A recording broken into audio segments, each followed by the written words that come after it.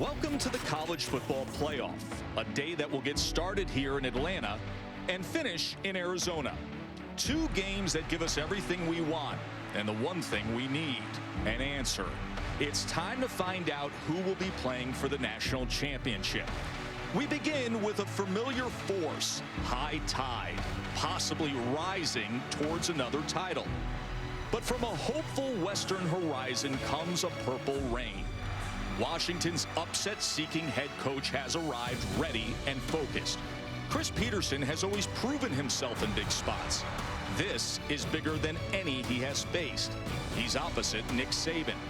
Stepping into the Georgia Dome as King of the Hill is nothing new. Saban is hunting history. Both men have assembled gifted and spirited rosters. The Huskies and the Tide believe.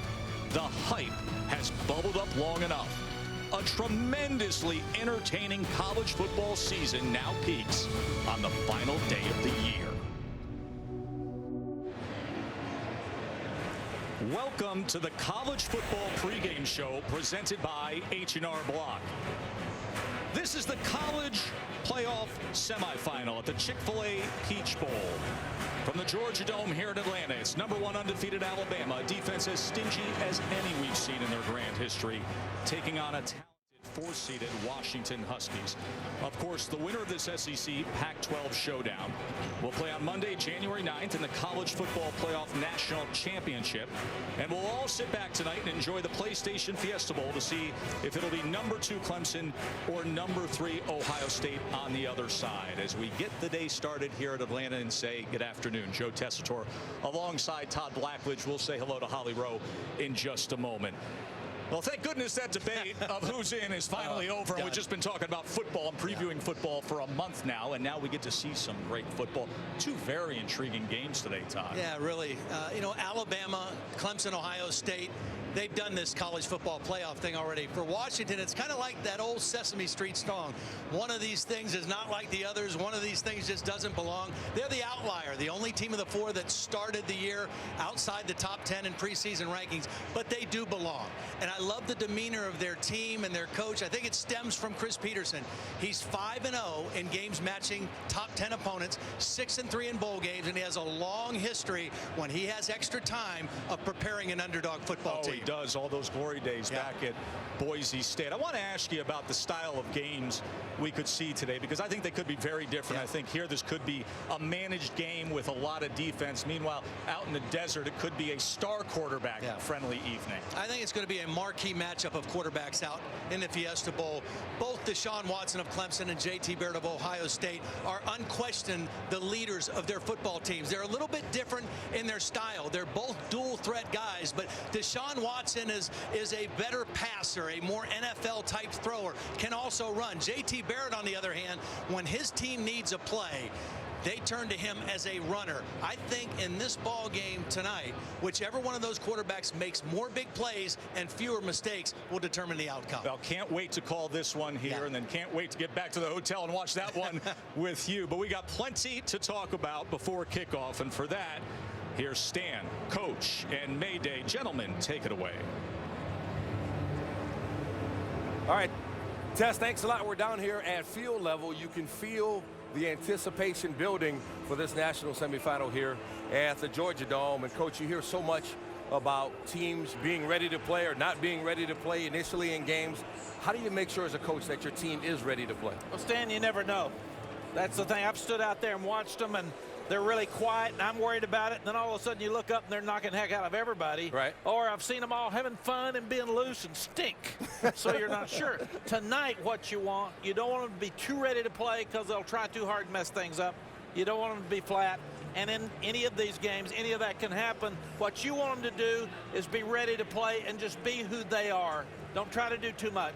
Mark, as a player, you obviously have a lot of adrenaline in an environment like this. How do you make sure that adrenaline works for you and not against you? You've got to focus your mind. You've got to go over the game plan and concentrate on the game plan. For me, it was different. I'd find something out about my opponent that I was going to play against. Me visualizing him getting a sack on me. Something that would tick me off and make me mad so I could focus on my opponent and forget about the crowd, forget about the butterflies. I want to go out and kick his butt, and I didn't care about the butterflies from that point on. Yeah, like somebody making him pick up the check at dinner. Yeah, or they they put him in a pink dressing room. That'd be tough for Mark. All right, we got lots of coverage leading up to kickoff. We got reports from both teams. Marty Smith is with the Tide. Stan, college football teams tend to take on the personalities of their head coaches. Exhibit A, the Alabama Crimson Tide. Several Tide players told me this week when addressing questions, they find themselves saying exactly what Saban would say, walking around uttering Sabanisms. Offensive lineman Bradley Bozeman said, yeah, I'm doing it all the time, saying exactly what Coach would say. Tight end O.J. Howard was at home for Christmas hanging out with his mother and said, Mom, just be where your feet are. Take your time. That's classic Saban. But left tackle Cam Robinson may have said it best. I find the word process slipping out of my mouth entirely too often. We're really just a bunch of little Sabans running around. Maybe just not as intense. The number one Saban personality trait they want to display today, winning. Now with the Washington Huskies, here's Kaylee Hartung. Kaylee? Well, Marty, he's genuine, he's humble, he's got a meticulous attention to detail. He takes great pride in his preparation, and maybe most importantly today, he is calm under pressure. If you asked anyone in the Washington program who I'm describing, they would tell you two people, their head coach, Chris Petersen, and their quarterback, Jake Browning.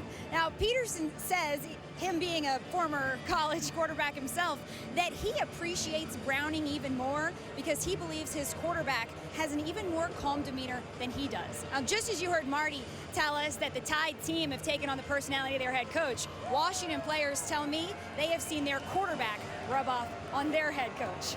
Stan? Okay, Kaylee. Chris Petersen had so much success at Boise State, especially in bowl games. You give this guy time to prepare, and he'll get it done. That's what the track record says, 6-3 in bowl games for Petersen. He's got a very efficient quarterback in Jake Browning, 42 touchdown passes for Browning.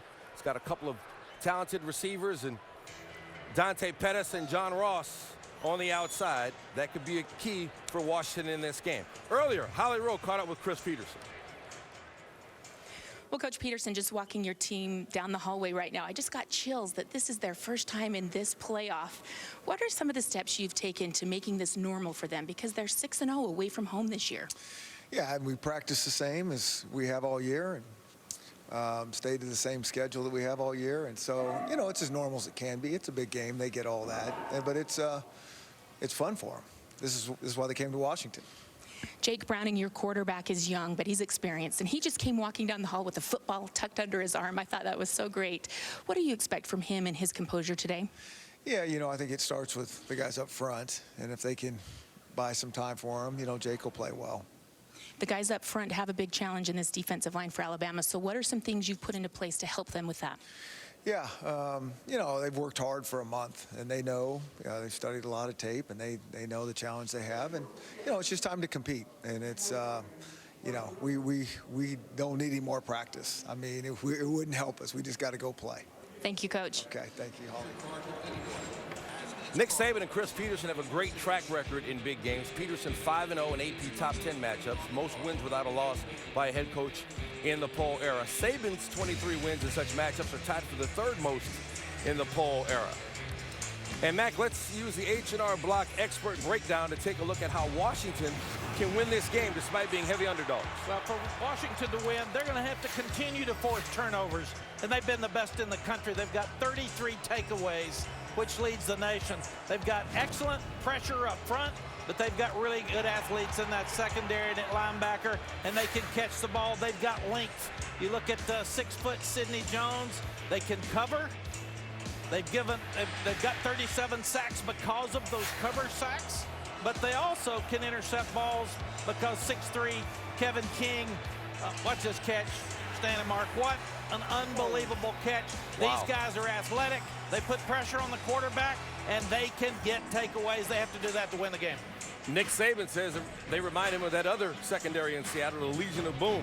It's the games we've been waiting for all season. College football playoff semifinals on ESPN today. Chik Fil-A Peach Bowl kickoff coming up. And then the Fiesta Bowl at 7 Eastern.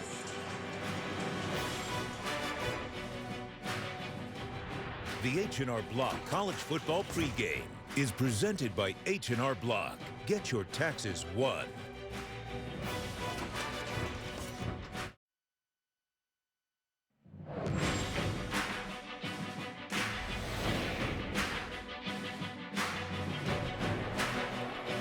Welcome back to the H&R Block College Football pregame here at the Georgia Dome, getting ready for the national semifinal between Alabama and Washington. Nick Saban has Alabama back into the college football playoff. He's been to all three with the Crimson Tide. Holly Rose spoke with the Crimson Tide's coach just a while ago. Well, Coach Saban, you are the only team that has been in this college football playoff every single year. So what have you learned that you have to execute in this environment today? Well, I think that we've learned through the years that to keep the routine with the players, to let them know that the same things that they did all season long are going to be the important things in this particular game. They need to be who they are, play with toughness and effort, and finish plays, play one play at a time, and have the kind of intensity to sustain the game for 60 minutes. So, and I think our guys kind of understand that. This Washington team's kind of a different animal than maybe you faced this year. One of the most efficient offenses in the country. What concerns you the most about that? Well, I think their balance overall, the fact that they can run the ball, they've got really good skilled players. The quarterback does a great job for them. They make explosive plays, and they have some unique things that they do. I know in the media you all call them trick plays that have been very effective for them in terms of making explosive plays. So it's a team that can beat you a lot of different ways, and we're going to have to play our best ball all year. All right, thank you. Good to see you today. All right, thank you.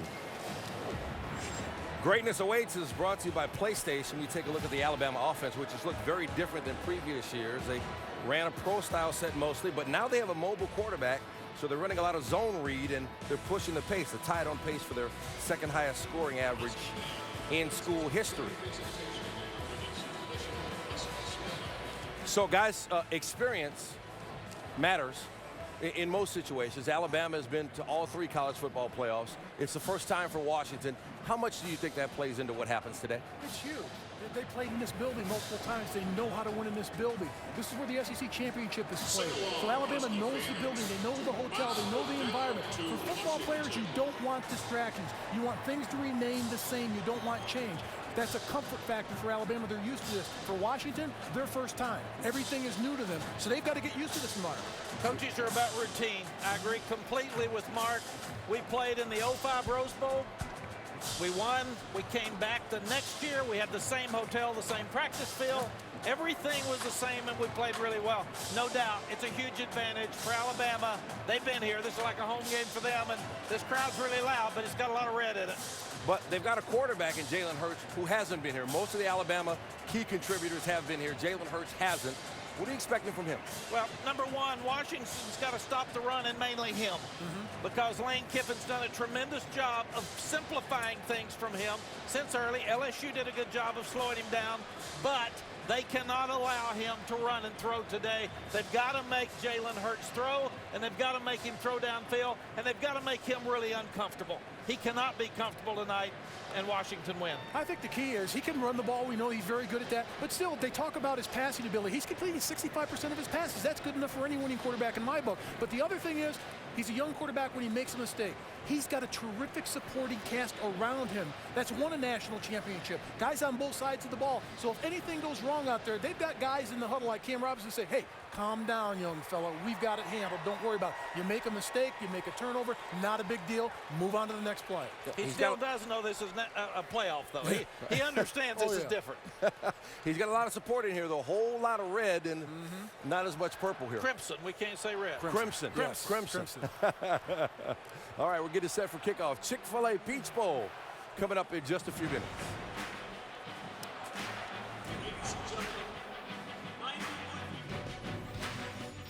Remember when the Peach Bowl was born into the postseason family in 1968? It was so small and cute, but always in the shadow of the older kids. Remember how it usually would get the leftovers? The unranked teams, the teams with no chance at a national championship. Then the Peach Bowl grew up. It grew an appetite for chicken, for sellouts, or upsets. Now at age 49, it gets a national semifinal playoff game. And that is just peachy keen.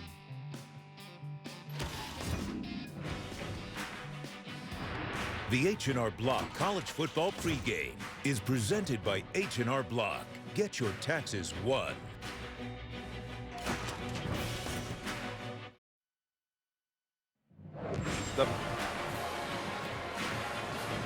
We're back here at the Chik Fil-A Peach Bowl, the national semifinal. Alabama and Washington just minutes away from kickoff. The Alabama band getting the Crimson Tide faithful fired up for this game. Alabama, the only unbeaten Power 5 team in the country, riding a 25-game win streak coming into this game. That includes 6 neutral site wins, and this is their home away from home here at the Georgia Dome.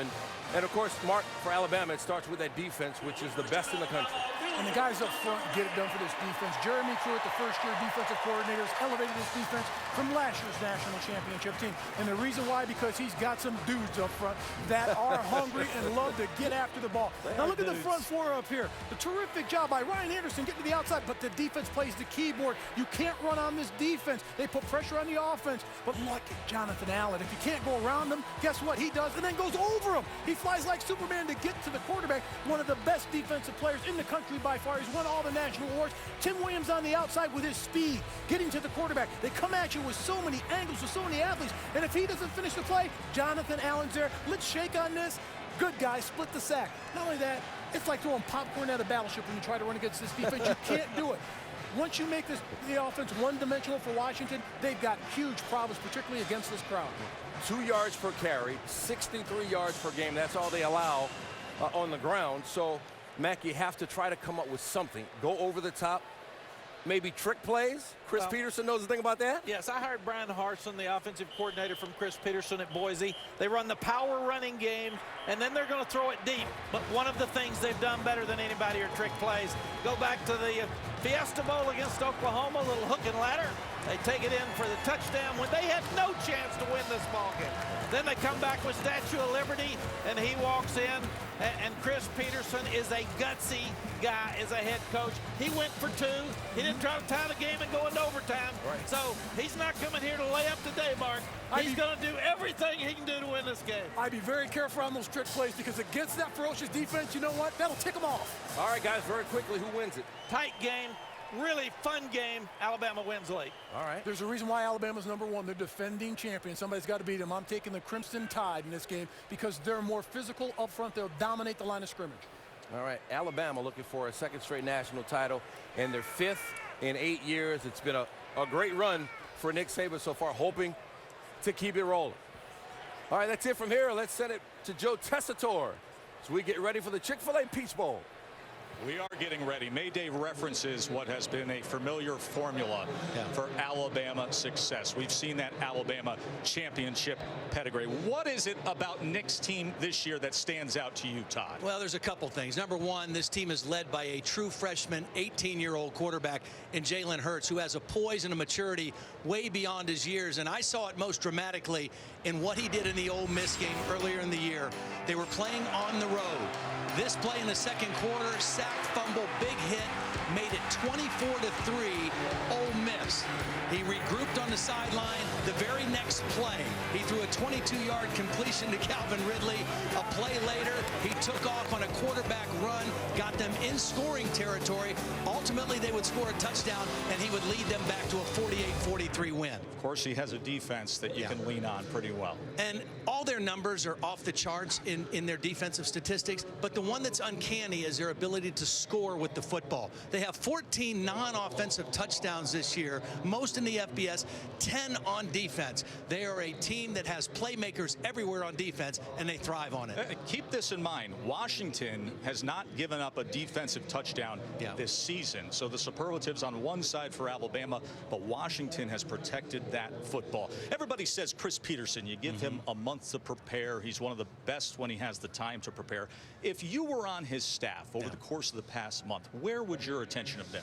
Well, I think you got to see that as good as this Alabama defense is, they're not as strong in the back end of their defense as they've been in previous years. You can make plays throwing the football, but that means you have to protect your quarterback. I think the key to the game is the Washington offensive line.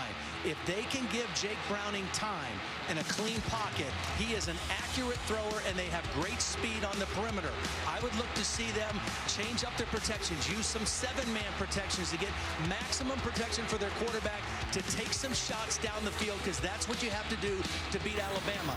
In the USC game, they had some problems, and Jake Browning had problems. They crushed the pocket on him. They pushed him off his spot, and when he has to move out and not throw on timing, he's not the same quarterback. Are they good enough up front? They got a freshman starting at right guard. They got enough talent up front.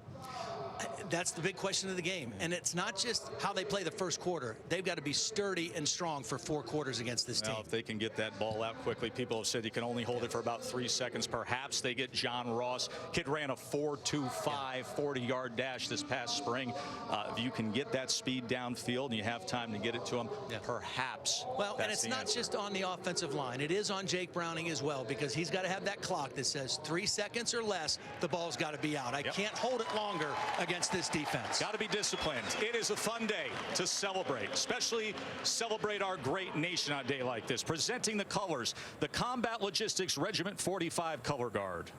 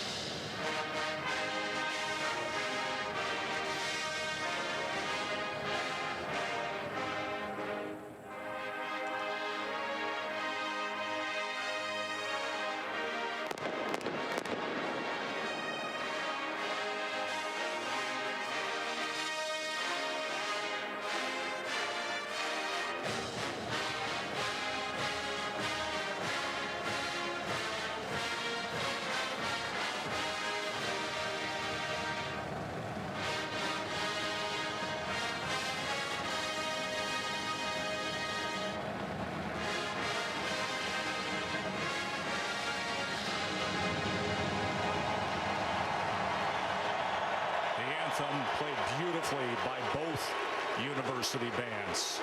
Well, what do you say we play some ball, folks? Kickoff from the college football playoff is ahead. Now a look inside Nissan's Heisman House.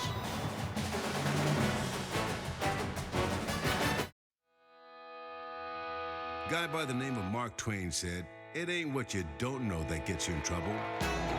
It's what you know for sure. That just ain't so." So on the last day of 2016, you think the tide is inevitable? The team that hasn't lost, what, can't lose again?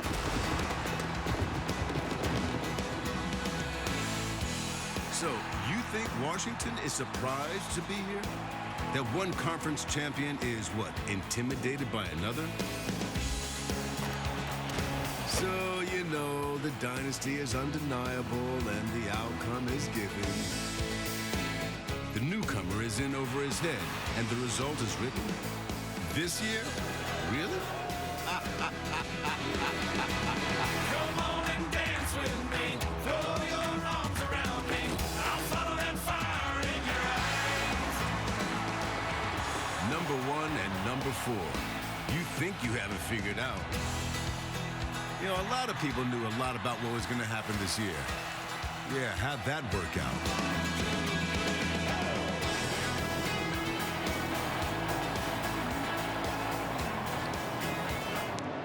Consider how different these programs have been over the last 10 seasons, the span of Nick Saban's years with the Tide. 35 more All-Americans than the Huskies has Alabama. And with talent, you're going to win. Bama 113 wins over the last 10 seasons. And they have dominated the SEC. 5 conference titles won right here in the Georgia Dome. And of course, a dynasty was built. Bama now looking for their 5th national title in the last 8 years. So 2 programs with different program trajectories in the course of recent years. Perhaps Washington is a bit ahead of schedule. You have pointed out a key for people to watch in this game, and it is 3rd and long. Yeah, when Washington has the ball, and more specifically, the line of demarcation is 3rd and 7+. Alabama, excellent on 3rd down. They have forced more 3rd and 7+ situations than anybody in the nation, 122. And a lot of their big plays have come on third down when they harass a quarterback and force him into being careless with the football and making poor decisions. That is something that Washington has to try to avoid as much as possible tonight. You know, Jake Browning, the quarterback, was awesome. 42 touchdowns, the Pac-12 Offensive Player of the Year. But this is the spot where he struggled. Yeah, again, 3rd and 7+. As good as his numbers have been, they have been poor in 3rd and 7+. He's got to do a better job tonight than those numbers would indicate. I expect Washington will move the launch points for him, change the protections, and maybe run on some third down passing situations to try to offset this Alabama defense. A lesson learned from the loss to USC, perhaps? You go back and you watch that film, a lesson learned there? Absolutely. They're going to make some changes. And the other thing you got to keep in mind here on those third down passing situations, even though we're a 2-hour drive from Birmingham, this is going to feel like an Alabama home game. And on those passing situations with fast edge pass rushers, your offensive tackles have to look in at the ball, makes it very difficult. They have to avoid 3rd and long as much as they possibly can. Now the Huskies getting ready. You referenced that we're only a couple hours away from Birmingham, Alabama. This moment, though, has not felt too big for Washington in being with them this week. They have been composed and they have been confident. They absolutely have. I think that Chris Peterson has done a great job of preparing his team to feel like they're ready to play in a game of this magnitude. Oh, Holly is standing by with Coach Pete. Coach Peterson, you yourself are undefeated against top 10 teams, but your team hasn't been in this situation. What have you told them to prepare them for a moment like this? Play like you've always played. They played good all year long, and they just need to go play like they played in the past. You told me earlier Jake Browning needs time to throw. What have you done to get that clock in his head on point? Well, we've had a lot of reps at it. Our lines had a lot of reps at block and twists and stunts, and now it's time to go test it out. Thanks, Coach. Okay, thank you, Ollie. His 3rd year with the Huskies, 11 years overall as a head coach. They were the trendy pick all offseason, the real deal in season, the Pac-12 champs.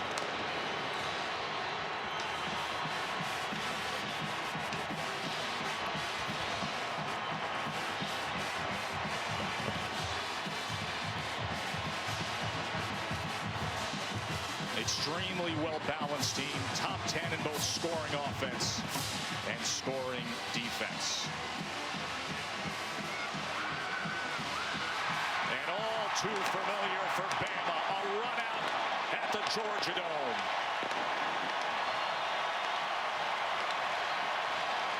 A visit back to Atlanta. Just 4 weeks ago, they claimed their latest SEC championship. And try to score on them if you can. They led the nation in scoring defense. The tide has arrived.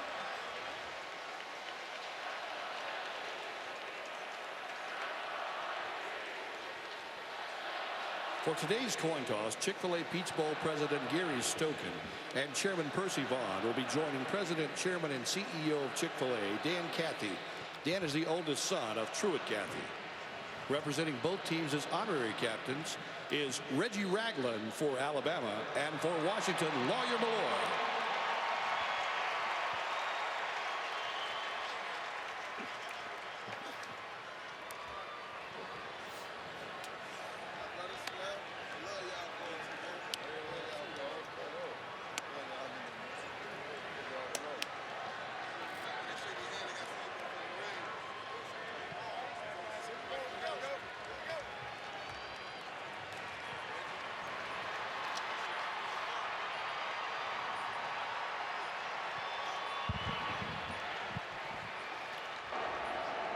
Shake hands, gentlemen.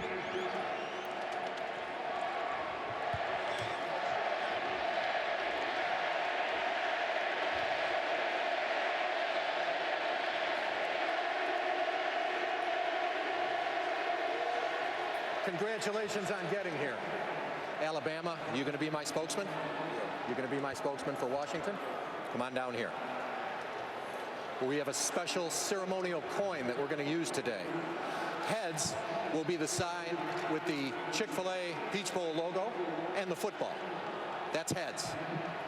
Tails will be the side with the Georgia Dome and the logos of all the conferences across the country. That's tails. You understand? Okay. Here to assist me with the coin toss is Mr. Dan Cathy, the CEO of Chik Fil-A, the Peach Bowl sponsor for these many years. Washington, you're the visiting team. You have the long bus ride, so we're going to let you call the toss. Tails. Tails is called. Mr. Cathy, will you do us the honors? It is a head. Alabama, you've won the toss. What would you like to do? Defer? Alabama has won the toss and elected to defer their choice for the second half. Washington, you want the ball? You want the ball. Which way do you want to kick? Kick this way. Put your backs over here, please. Washington, put your backs over here. Washington has elected to receive to start the game. Gentlemen, step up, shake hands. Good luck. The Big Ten's Dan Capron, our ref. Holly is with Bama's big boss. Well, Coach, I know you're aware this Washington defense leads the nation in turnovers forced. What have you done to prepare your team, in particular your young quarterback, to be ready for this moment? We work on it all the time. You got to take care of the ball. I mean, we do it. Our defense tries to do it to them. So, it's going to be an important part of the game and a critical factor in every game is turnover margin. Your players up front on the defensive front said you've really challenged them that they have to be even more aggressive today. What is it you've asked them to do? Well, we got to stop the run. This team has great balance, so we got to be who we are. We got to be physical up front. We got to play with toughness. We got to tackle well. Got to do a good job in the back end of not giving them explosive plays and keeping them cut off. So, thanks, Coach. Thank you. Saban 5 national championships in the bag. As this has been the Nissan pregame rush. Alabama to kick off, and that mighty defense will be on the field. Right away, we'll see what Alabama's strategy is with John Ross, one of the most explosive players in college football. Deep for the kickoff. Ross has 4 career return touchdowns. That is a UW school record.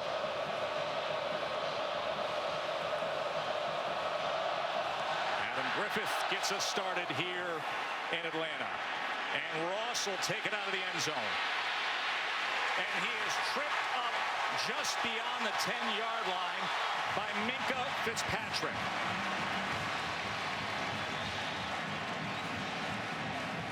Jake Browning, 9.3 yards per pass attempt. That's 7th best in major college football.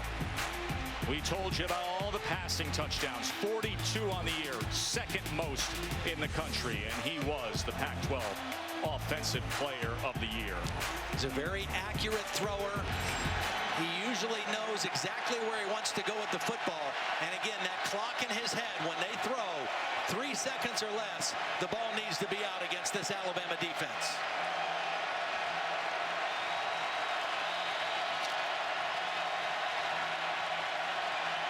Browning to start the game with a sprint and pass to John Ross. Chick-fil-A impact players.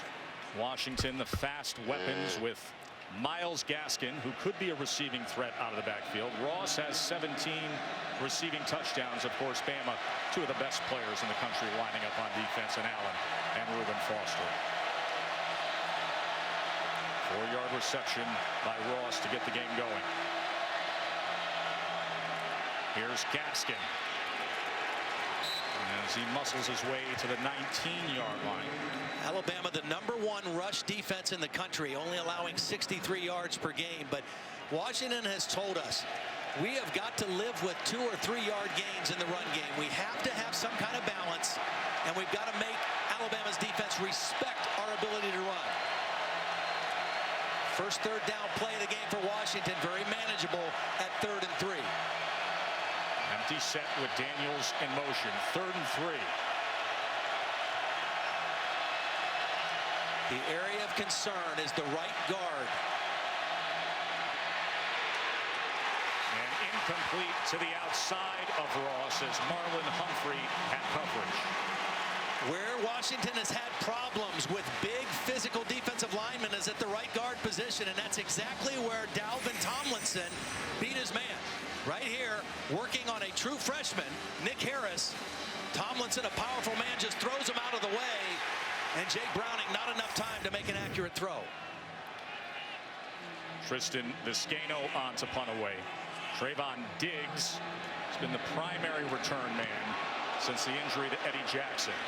They came after that first one. And it takes a heck of a Washington bounce. Look at this. All the way inside the 20. A 64-yard punt by Vizcaino to open up the game. Just 18 years old is the sensational freshman Jalen Hurts, coming off his SEC championship, the SEC's Offensive Player of the Year. You go back to Herschel Walker to find a freshman who did that. And only one other man has won the national championship as a freshman. That was Oklahoma's Jamel Holloway back in 1985. Tremendous poise and maturity. You see it in his eyes the entire football game. Nothing rattles this young guy.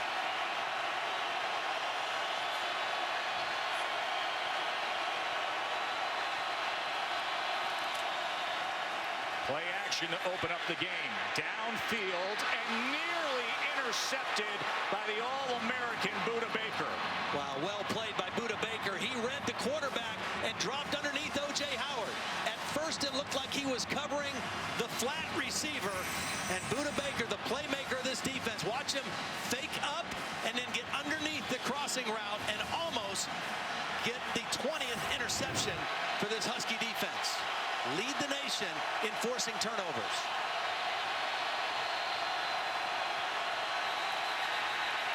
The flag comes in. It looks like Jonah Williams may have moved. Full start. Offense, number 73.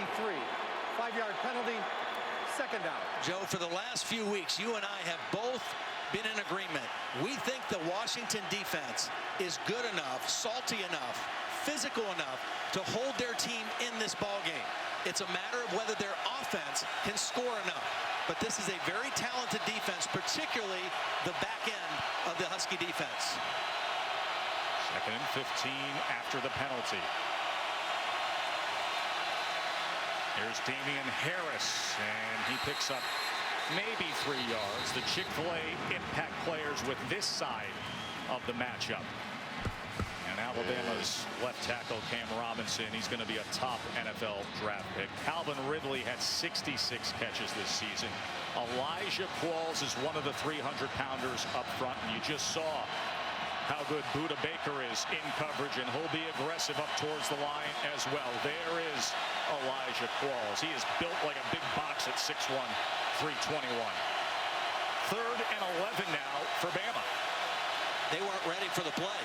And Hurts looks like he has nowhere to go, and he is taken down by JoJo McIntosh.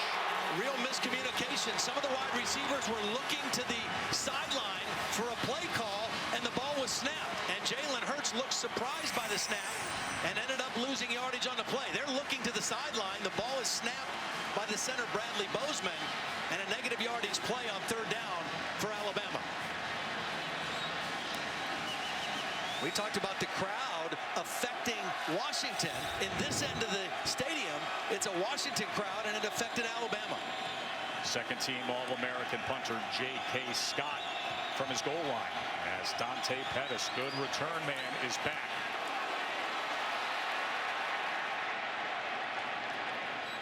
As he fields it harmlessly at about the 38, a 46-yard punt by Scott. Now, you know all about that Bama defense. Washington showed you a little something. Browning's 2nd attempt at him coming up.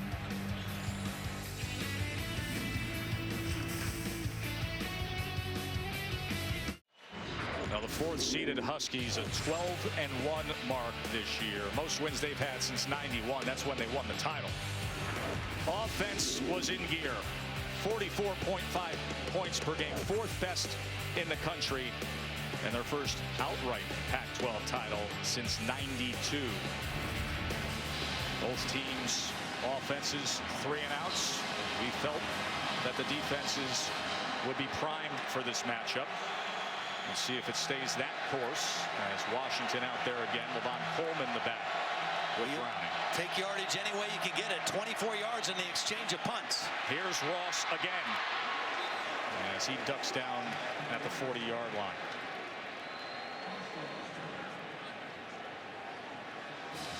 Washington has been able to get off to good starts this year.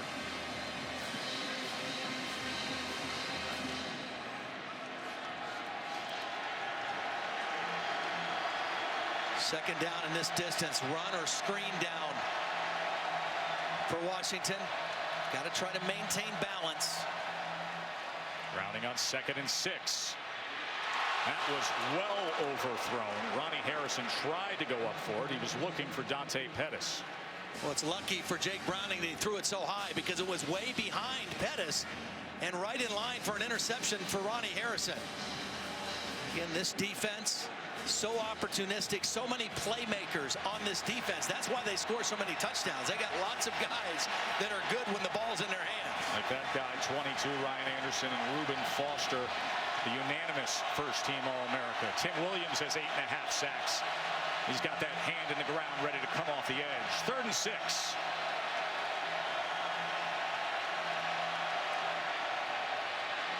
Browning's got to step up, tough, runs for the first down, and slides down past midfield. Great decision. This is something you have to do.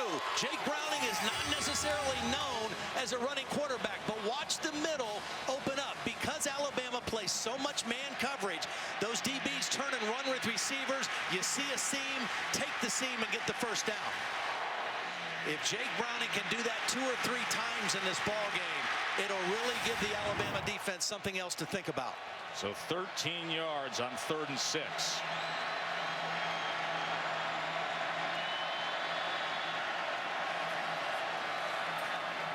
Play action, pressure. They go back to Gaskin.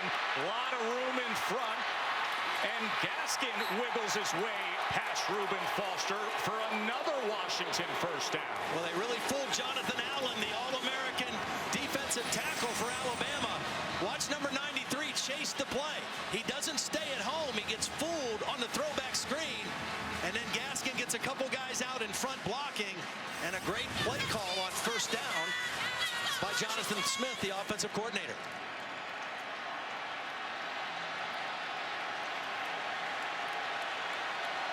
There's that pre-snap window dressing that Peterson's staff has always been accustomed to. Levon Coleman can barely get back to the line of scrimmage. Jonathan Allen was right there. Again, you have to run the football. You cannot just drop back and throw 3/4 of the time against this team. They're too good if they get you one-dimensional. And you have to live with short gains and hope that later you might pop some runs for 5, 6, 7 yards.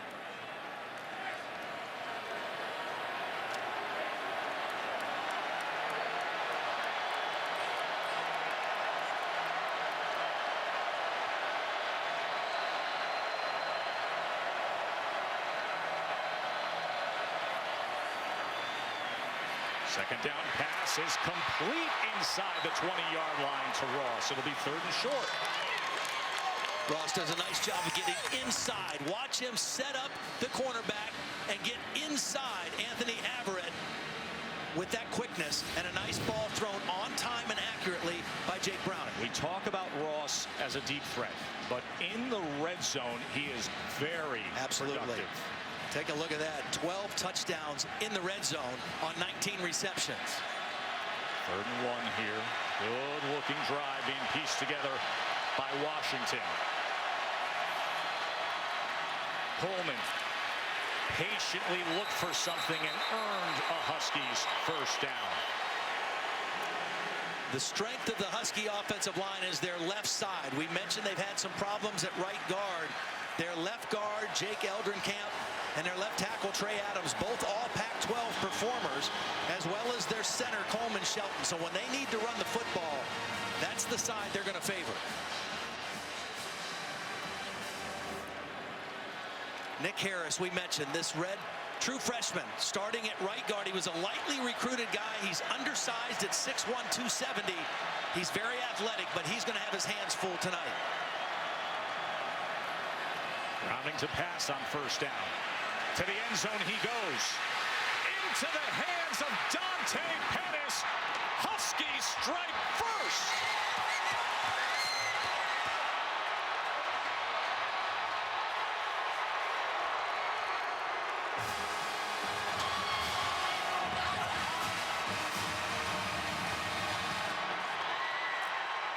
I mentioned at the top of the show, Joe, I don't think, as good as this Alabama defense has been, they are as strong in the back end, particularly at corners, as they've been in the past. That time, Dante Pettis, a great stutter step and move, really froze the corner.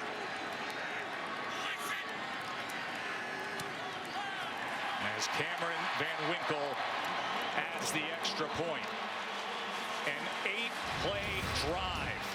Watch this by Browning. Single coverage as Pettis comes in motion. A little stutter step.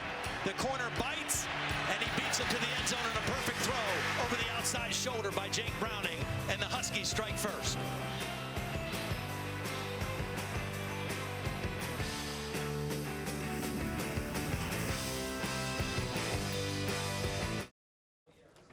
The Chik Fil-A Peach Bowl, brought to you by Chik Fil-A. We didn't invent the chicken, just the chicken sandwich. Ford, we go further so you can. Allstate, proud supporters of college football. It's good to be in good hands. And PlayStation View, it's time for better TV. You can see both teams had a lot of fun this week with all the activities. Washington took home the Battle of Bowl Week belt, but I love seeing that video of the boys at the local Atlanta Children's Hospitals.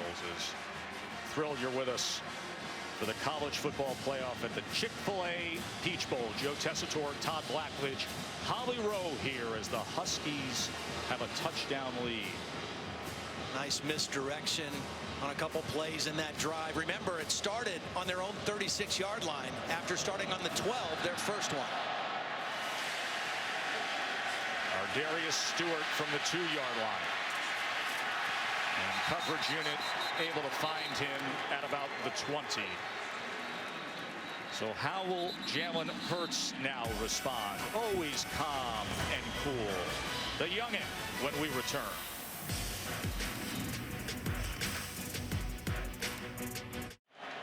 Perhaps you remember those curious starts against Ole Miss and Florida. This is just a third time that Saban and the Tide have trailed 7-zip in a first quarter this season. And they got a good one in the 18-year-old Hurts. 34 touchdowns responsible for this year. Damian Harris going to test that right side, maybe 2 yards as Kevin King came up for the tackle. The last few weeks, Alabama's, or the last few games, I should say, their strategy with their run game, they play 3 different running backs. And they try to run to the perimeter and run wide early in the game, and then later in the game, they come with their big back, Bo Scarborough, a much bigger back at 230 pounds. Hurts downfield and open was O.J. Howard, the star of last year's national championship game with his first reception today. Nice job by Hurts waiting for Howard to open up between the 2 defenders, and Alabama playing with tempo. Nick Saban said he thinks their offense is at its best when they play fast. Harris gets that little crease and then lunges out to the 47-yard line. Well, we mentioned Washington wanting to run to their left. Cam Robinson, a future NFL draft pick, first rounder. They're going to run behind him as well. Nice job blocking on Elijah Qualls and open up the lane. And a short run of 3 yards by Harris for a tied first down as they cross midfield. Scarborough into the ball game now, the bigger back. Also a good spot for a play action pass here for Alabama. Deep coverage by Washington, though. Hurts. You see that strength of Jalen Hurts As the offensive line gives him a little push at the end for another tied first down. Yeah, see, he is no normal freshman in terms of his poise and also in terms of his strength. He was a power lifter in high school. When he showed up at Alabama, he power cleaned 315 pounds. He squatted 550, and Scott Cochran threw him out of the weight room, said that's enough. You don't need to go up any further. He is a powerful young man. Here's Scarborough now as he gets past the would-be tackler and balances his way to the sideline inside the 30. Another 11 yards for the tie. Really nice block by Gehrig Dieter, the wide receiver. The graduate transfer from Bowling Green was on the end of the line there and got the key block on Buda Baker. Well, this up-tempo on this drive has really worked for Alabama. Hurts gonna keep again and just tripped up that time by Benning Potoa'e. Shoestring tackle. Otherwise, Hurts is all the way to the safety and maybe into the end zone. Great response drive by the Tide. Another dose of Bo Scarborough at nearly 230 pounds. Both of these defenses suffered 2 critical injuries. For Washington, it was their best pass rusher, Joe Mathis, and their leading tackler, inside linebacker, Azim Victor, both out of the game today. 3rd and 2. Scarborough. Muscle man down to the goal line. Touchdown, Alabama.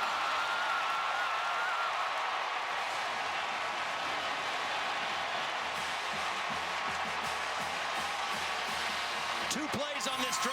Gehrig Dieter, the wide receiver, with an outstanding block. This time on the touchdown for Scarborough. Looks a little bit like the guy that wore number 2 in the Alabama jersey last year with that kind of run. Was his knee down before the ball crossed the plane? Doesn't look like it from that angle. Tremendous individual effort.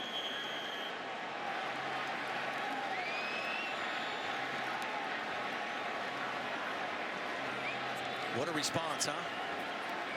Excellent response by the Tide. Tied up in the college football playoff national semifinal. Up-tempo and a whole lot of power. The freshman quarterback, determined and leg drive. And then the big super soft. Did look a little bit like Derrick Henry there, didn't he, folks? Tied up in Atlanta.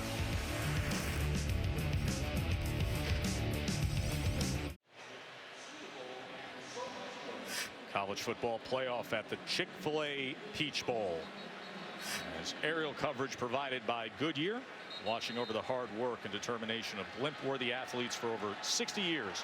Goodyear, official sponsor of the college football playoff. You see the new digs next door that'll open up next football season. This is the last college football game here at the Georgia Dome. All the great ones through the years.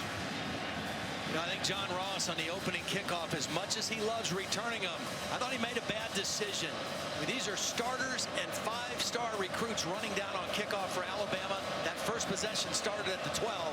If it's in the end zone, he should leave it there. Well, he's taking it out. And once again, all that talent getting to him.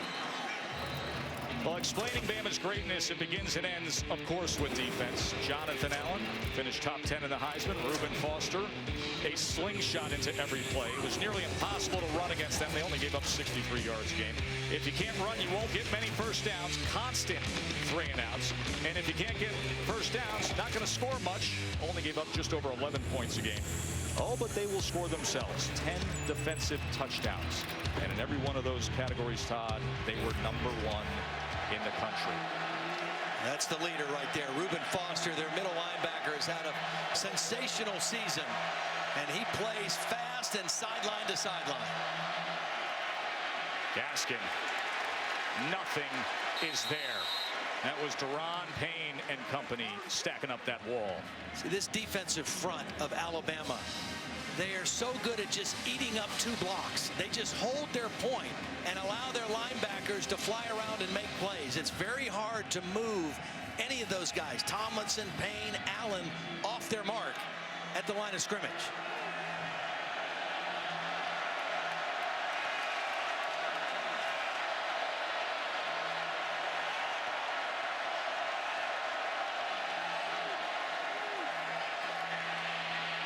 There's Gaskin out into space, and he's able to utilize that speed for a first down. And you know what? That's the second reception for Gaskin in the game. The coaches told us we might see him more as a receiver. Coming into the game, only 14 catches. So already the strategy of getting him the football in the passing game has worked out for Washington. Another first down. 14 yards there by way of Gaskin. And they avoid a third down situation as well.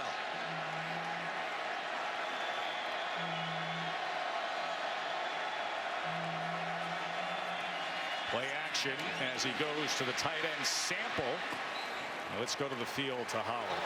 After Washington scored their first touchdown, when the players came over to the sideline, they were exuberant. Keep in mind, they've been hearing for over a month that they are not going to score or move the ball on this Alabama defense. One of the defensive linemen came over and said to Dante Pettis, I told y'all this was going to be fun.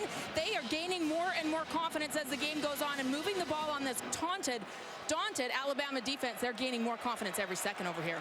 Well, I'll tell you a couple things they're doing, Holly. They're changing their plays and they're changing their looks. Many different formations they're throwing at Alabama early in this football game. 2nd and 2. And pushing ahead for that line to make was Gaskin. I'll tell you another thing they did. They made a nice little adjustment with their protection to help Nick Harris. Now watch right here. This was the first drive on a 3rd down and 3 play. He's one-on-one against Dalvin Tomlinson. He gets whipped. It's incomplete. On the touchdown play later, watch. Instead of the center helping left, he's going to help right this time and be there in position to help. Browning plenty of time and the beautiful throw for the touchdown. Nice little adjustment up front by Washington, helping the freshman right guard.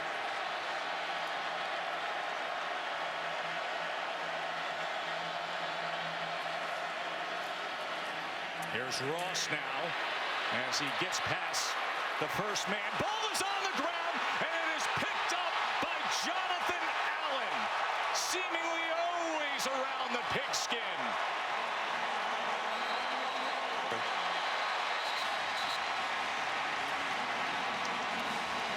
John Ross did a great job of eluding the first man. And then he looks like he's trying to cover it up, but the ball is ripped out. I don't know if that's Minka Fitzpatrick that rips it out. I think it is Anthony Averett that rips it out. And Alabama in this opportunistic defense gets the ball in plus territory. And when that happens, they are dangerous. In the regular season, 18 offensive possessions Alabama has had in plus territory. 11 of those they have scored touchdowns on. That is an extremely high percentage of touchdowns when they take over the ball in their opponent's territory. So served up at the plus 40 as they stack the receivers to the top of your screen, and Hurts will pass out of it. Here's Ridley now on the sideline. 6-yard reception for Calvin Ridley. Alabama, 61% of the time they score touchdowns. By comparison, the NFL average only 34%. Good job by the offensive line and the extra effort from Damian Harris. 6 yards and a tied first down. Again, running left behind their All-American tackle, Cam Robinson. Ross Pershbaker, the left guard. That's the strong side of their offensive line as well. Robinson, see big number 74, unanimous first team All-American, the Outland Trophy winner.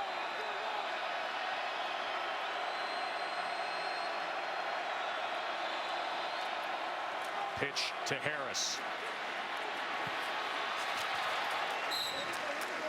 He was met at the 25-yard line, 4-yard run. Kevin King coming up. Ardarius Stewart got away with a hold on that play. He was blocking on the edge against Psalm Wuching. Wuching thought he got held. Ardarius Stewart, a very physical presence on the perimeter as a blocker or a receiver. Hurts is going to run it himself. Harris, lead blocker. And the freshman quarterback puts down his shoulder. It'll leave a yard to go here. 3rd and 1 coming up for Alabama. Not the flashiest runner, but he's carried the ball coming into this game 32 more times than the leading rusher. Damian Harris had more yards, but Jalen Hurts had 30 more carries.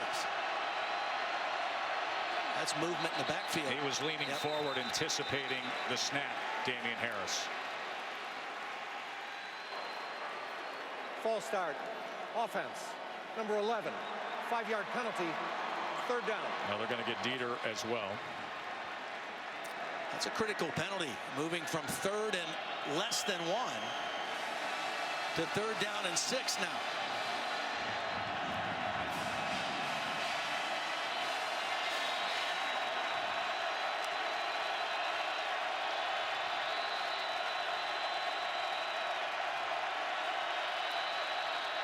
Lane Kiffin changing the play at the line of scrimmage. They might need to call a timeout, though. Play clock down to 2.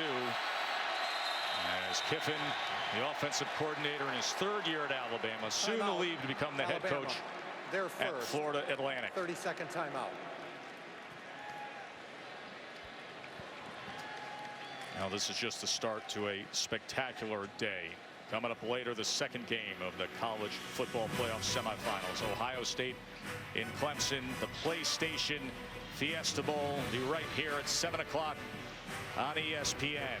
The battle of the quarterbacks, J.T. Barrett and Deshaun Watson. Yeah, those two teams go as those two guys go. Deshaun a little bit more accomplished as a passer. J.T. Barrett, big-time runner. The knock on Barrett has been, can he throw the ball down the field? And I think for them to win tonight, he's going to have to hit some throws down the field against that Clemson defense. Watson 30-3 in his career as Clemson's starting quarterback. Before that timeout, Washington showed a 2-deep safety look to play against the pass, which would have suggested run for Alabama. Let's see if they change up that look and what Alabama counters with. More of a 1 safety, single safety high look now. That's Ardarius Stewart in the backfield with Hurts. And he will carry the ball. The wide receiver Stewart stayed in the backfield in 3rd and 6 and took a conventional carry. See, again, before the timeout, it was a 2 safety look, which would suggest your numbers favor running the football. Washington moved to a single safety, and the run was not there. But so remember, on will come Adam Griffith for the field goal attempt. The penalty on 3rd and 1 is what stopped this drive, not that play.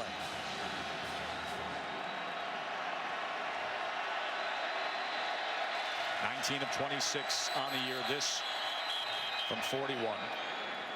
As that'll be the end of the first quarter here in Atlanta. Fun one, wasn't it? Especially seeing Washington come down the field and then the tremendous response by Alabama. Can they take the lead to start the 2nd quarter when we return to the college football playoff?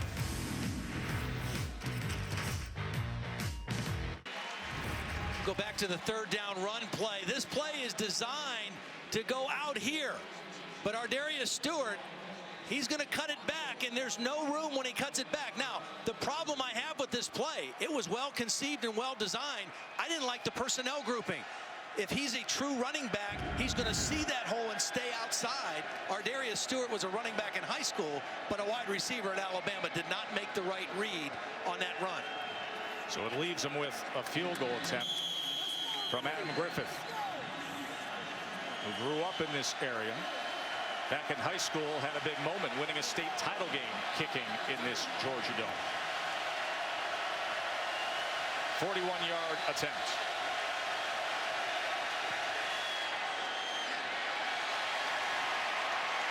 And with that, it gives Alabama the lead.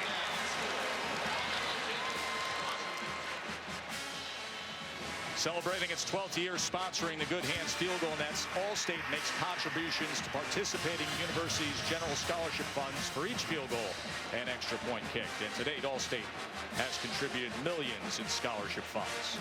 You know, even though Alabama now has the lead on the scoreboard, that had to feel like a bit of a win for the Washington defense. They turn the ball over. Alabama normally deadly when they get the ball in opponents' territories in terms of putting it in the end zone. They got the penalty on 3rd and 1 and the stop on 3rd and 6, and they only trail by 3. Let's go to the field to Holly. Well, Todd, you talked about all the different motions and shifts and formations we're seeing from Washington. That's causing some communication issues for Alabama's defense. Keep in mind, linebacker Reuben Foster makes all the calls. He's done it all year, but usually by his side is Sean Dion Hamilton. He's the guy that corrects him when he's wrong. He's out this game, and I've seen several instances where those guys are struggling to communicate, get things set up on defense. Yeah, Sean Dion Hamilton, the coaches told us, was like having a coach on the field. Very smart guy, not out there today. Ross will take the knee this time. Well, one of the angles everybody talked about heading into this game is you give Chris Peterson time to prepare, and you know what you get. Remember 2007 Fiesta Bowl? The upset of Oklahoma, all the trick plays, the Statue of Liberty, dramatic finish with Ian Johnson and winning in overtime. Oregon in 2009, seemingly outclassed and undermanned. 2010, the Fiesta Bowl against number 4 TCU. Time and time again, whether it's bowl games or opening weekend games like 2010 against then top 10 Virginia Tech, Chris Peterson has come up big. Levon Coleman probing his way and only able to get 2 yards. Again, when we talked to Chris Peterson and we talked to Jonathan Smith, the offensive coordinator, they both said, we've got to treat this game like an NFL game. We have to slam the ball in there and run, and if we get 2-yard gains, we can't panic. We can't abandon the run. We got to hope that some things open up, but we have to maintain balance in our offense and make Alabama play us honestly.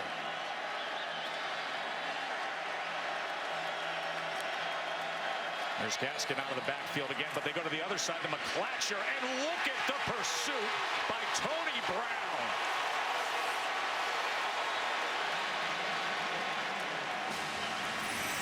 Well, they know Chico McClatcher is dangerous on perimeter screens. Tony Brown read it, got off the block of the freshman wide receiver Aaron Fuller, and made the negative yardage play. That was just Tony Brown being a better player than Aaron Fuller on that one.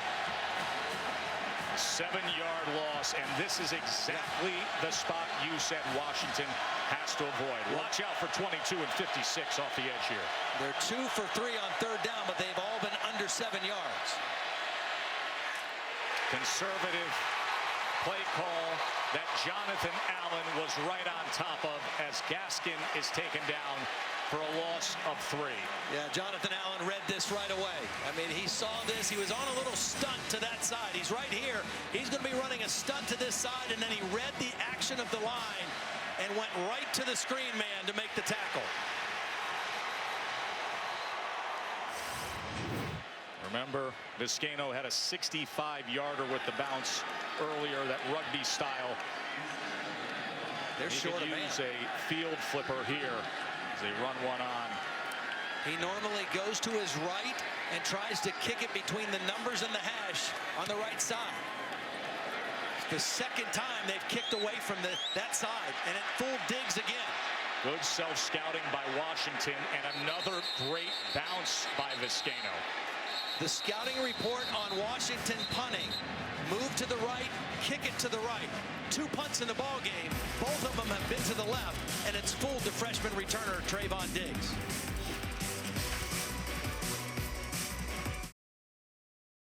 Was it easy to lead Channel View to the Texas State playoffs for the first time in 22 years? Or setting multiple school records in a single meet for Channel View's powerlifting team?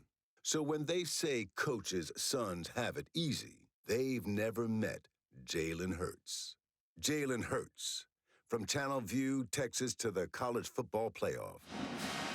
Jalen's dad, Avarian, and his mom, Pamela, did a superb job of raising their son. We spent time with him the other day. He is filled with humility gratitude and maturity. He is a mature young man. Last year, he was the scout team quarterback for Alabama, representing Deshaun Watson as they prepared for the national championship game. Scarborough. He could play a big role today with what we've seen early on here. 7 more. You know, it's been kind of a perfect storm for Jalen Hurts taking over as the quarterback. With the defense as good as Alabama's has been, they're going to be in every game. You've got the ability to run. You got skill guys around you. As we see Alabama pick up another hard-fought first down. They haven't had to put too much on him through the season. They've been able to allow him to grow and develop as a quarterback. Sometimes with a quarterback who loves to run like Jalen Hurts, it takes a little longer to develop him as a passer. This bowl prep has been good for that. Here's Scarborough now on the pitch. And this time the Huskies are able to get to him. Holly. We were finally able to speak with freshman Jalen Hurts after he's been off limit to the media all year. And I asked him where he got that calm presence and poise from, Todd, that you've noticed so much. He said, you know, when I was a kid, I would sneak into the huddle at my dad's high school. I would just poke my head up under there, under people's arms. He said, I've been in the huddle all my life. It's a place where I feel so comfortable. Well, you see it in his eyes. I mean, it's so easy to read. And his ability to go to the next play after a mistake, and he hasn't made a ton of them, but when he has, his ability to go to the next play quickly, I think is impressive.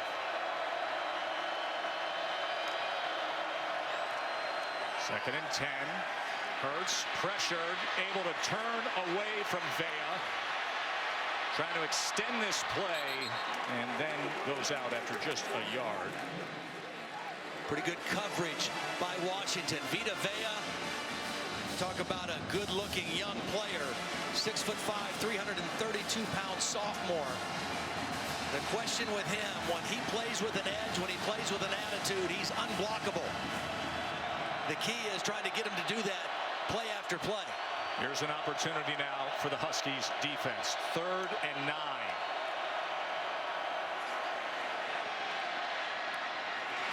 That ball was snagged on the sideline that time by Garrick Dieter. Garrick Dieter kept 1 foot in, snatched the ball. Remember, this guy was a graduate transfer from Bowling Green. When he was a senior at Bowling Green, he caught 94 passes for over 1,000 yards. Transferred to Alabama to become a more well-rounded player. Excellent staying at home by Vea there. That was a big catch by Dieter. Garrick Dieter, unique first name. He was named after Lou Gehrig. He has a brother Nolan, as in Nolan Ryan, another brother Thurman, as in Thurman Munson. Canton, Ohio native.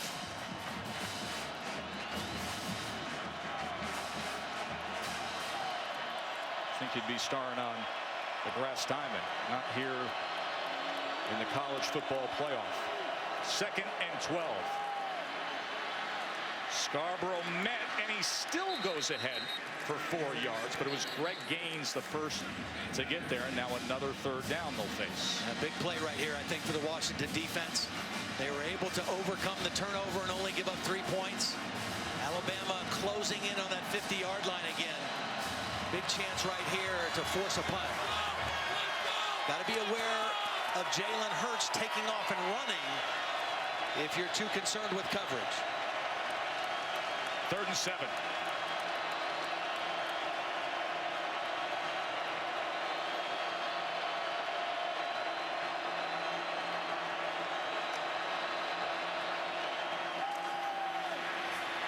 Hurts slings it downfield, and that is beyond Dieter this time. Pressure. As Buda Baker was there, and a little bit of pressure coming after. Greg Gaines got into the body, and Jalen Hurts not able to make an accurate throw, throwing that ball out of bounds. Greg Gaines, one of 3 defensive linemen for Washington, 320 plus. They're kind of built like squares. They're not tall, but they're athletic guys. Greg Gaines and Elijah Qualls both were running backs in high school, so they're very athletic, big men.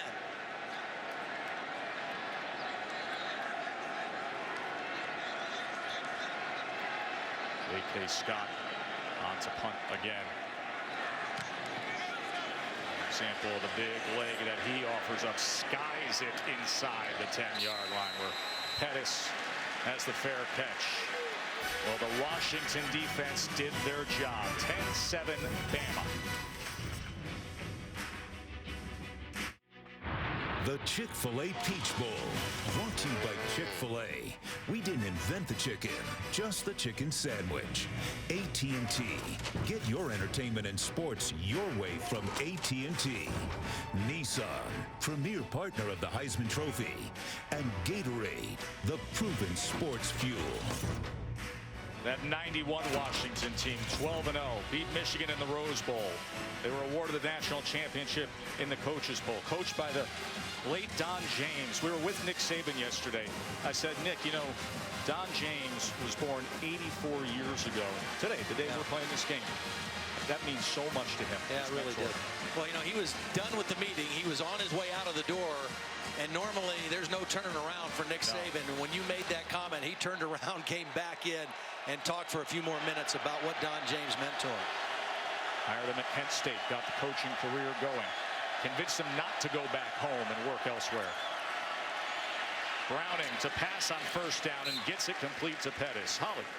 Well, Nick Saban's father passed away unexpectedly when he was coaching for Don James at Kent State. Nick wanted to go home and run his gas station in Dairy Queen, but Don James talked him out of it. Also, his mother said, don't come home, stay with the coaching ranks. So just think where Nick Saban would be today without Don James and his influence to continue coaching.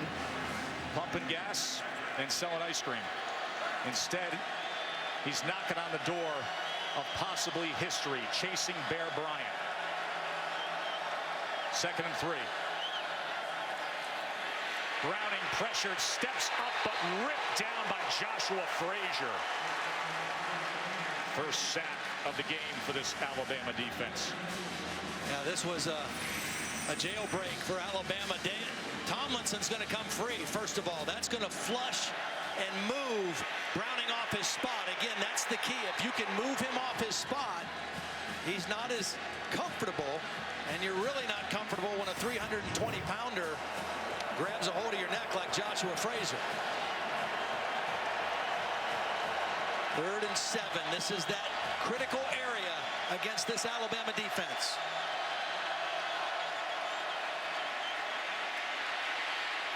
Browning on 3rd and 7, too far to the outside of McClatcher. Really good coverage by Anthony Averett. I mean, he was in single coverage, hard inside technique, man-to-man. Did a nice job of running right with it.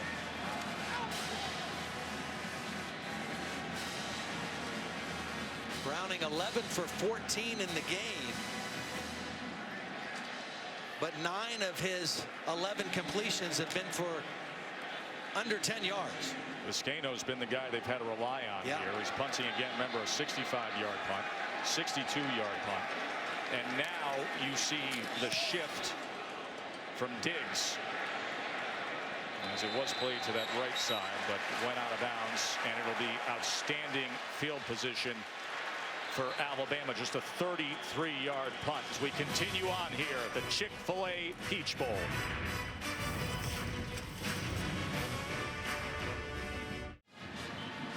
Aerial coverage is provided by Goodyear, committed to honoring blimp-worthy athletes who demonstrate hard work on and off the field. Goodyear, official sponsor of the college football playoff. Well, if you're like me, you are going to super glue yourself to the couch come Monday. The Goodyear Cotton Bowl Classic, Western Michigan and Wisconsin at 1. Then the Rose Bowl game presented by Northwestern Mutual, USC and Penn State at 5.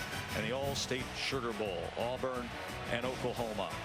Todd, I cannot wait to see your alma mater against the Trojans out in Pasadena. Second time Alabama started in plus territory. I would expect them to take a deep shot here. Hurts. Does he have time to? Pressured and then tripped up, as that was a good surge by Tevis Bartlett. He was looking for Ridley. And Ridley was covered by the corner, and the safety was helping initially. He's going for number 3. It's play action. Throw it to your best deep threat. And pretty good job in coverage, but the pressure is what got to Hurts, and he was unable to get the throw off. It's the second time that Alabama has started in Washington territory. Hurts met at the line of scrimmage and taken down by Jalen Johnson. Well, again, I think what Alabama and SEC fans are seeing that we knew coming in. Washington's defense, people get the impression that Pac-12 is all finesse. This is not a finesse football team. It's a very physical football team, particularly in their defensive front. And now a chance for this Washington defense to get out of trouble after just a 33-yard punt. And this started at the plus 45. 3rd and 12 for Hurts. A lot of time. Searching for options. Wow, great and coverage. Throwing it out of bounds. Great coverage downfield. Outstanding job by the Washington defense. Washington, similar to Alabama, is able to generate pressure with 4 guys. That means they can cover with 7. They've got Ridley under wraps, short of the first down. Dieter, Buda Baker in the area, trading them off to a safety. They got O.J. Howard. It's zone defense on 3rd and long with a 4-man rush. So now the 6'6" punter from Denver, J.K. Scott, back on there. 2nd 3 and out for Bama. As J.K. launches this again. And nearly a sensational effort that time by Minka Fitzpatrick. Browning back out there, down 3 when we come back. There's Bama star defensive lineman Jonathan Allen. Let's discuss his plan for success, brought to you by Northwestern Mutual. Holly? Well, last year, Jonathan Allen thought about coming out, but his draft grade was just about the 2nd or 3rd round. Well, given that he is a financial planning major in consumer science, he did a little planning of his own. He realized if he stayed, became a 1st-round draft pick, he would earn about $17 to $20 million more. I'd say that's planning for success. Had one of the best years of any defensive end ever in Alabama history. Unanimous first-team All-American. Dangerous pass by Browning as Ronnie Harrison came in and put a lick on John Ross. Yeah, perfect timing by Ronnie Harrison. Big physical safety, 6'3", 215 pounds, read the slant. Corners got outside, safeties coming for inside help, and just perfect timing by Ronnie Harrison. Last 2 possessions, Washington has gone 3 and out. Of course, Alabama's defense, the best in the country at forcing 3 and outs. 2nd and 10. Browning was to the outside of Gaskin, but Foster was right with him. Now, the first 3 3rd down situations that Washington had in the game were all under that 7-yard mark. Now counting this one, the last 3 have been 7 or more. 15, 7, and now 10. And that's the area you do not want to be in against this Alabama defense.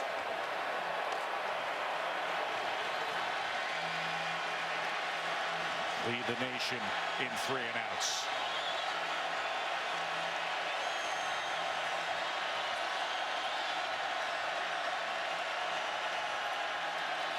Here comes Williams. Browning steps up. Williams trying to track him down, and they get to him. It was Harrison and Williams converging on the sophomore quarterback. Good decision, I think, by Jake Browning. If it's 3rd and 5, 3rd and 4, you got a chance. Watch the rush. Tim Williams, one of the premier pass rushers Alabama's ever had. The pocket closes, Browning takes off, and then Williams pursues from the backside along with Ronnie Harrison. Again, the 3rd and 10 needed made that play impossible to gain the first down.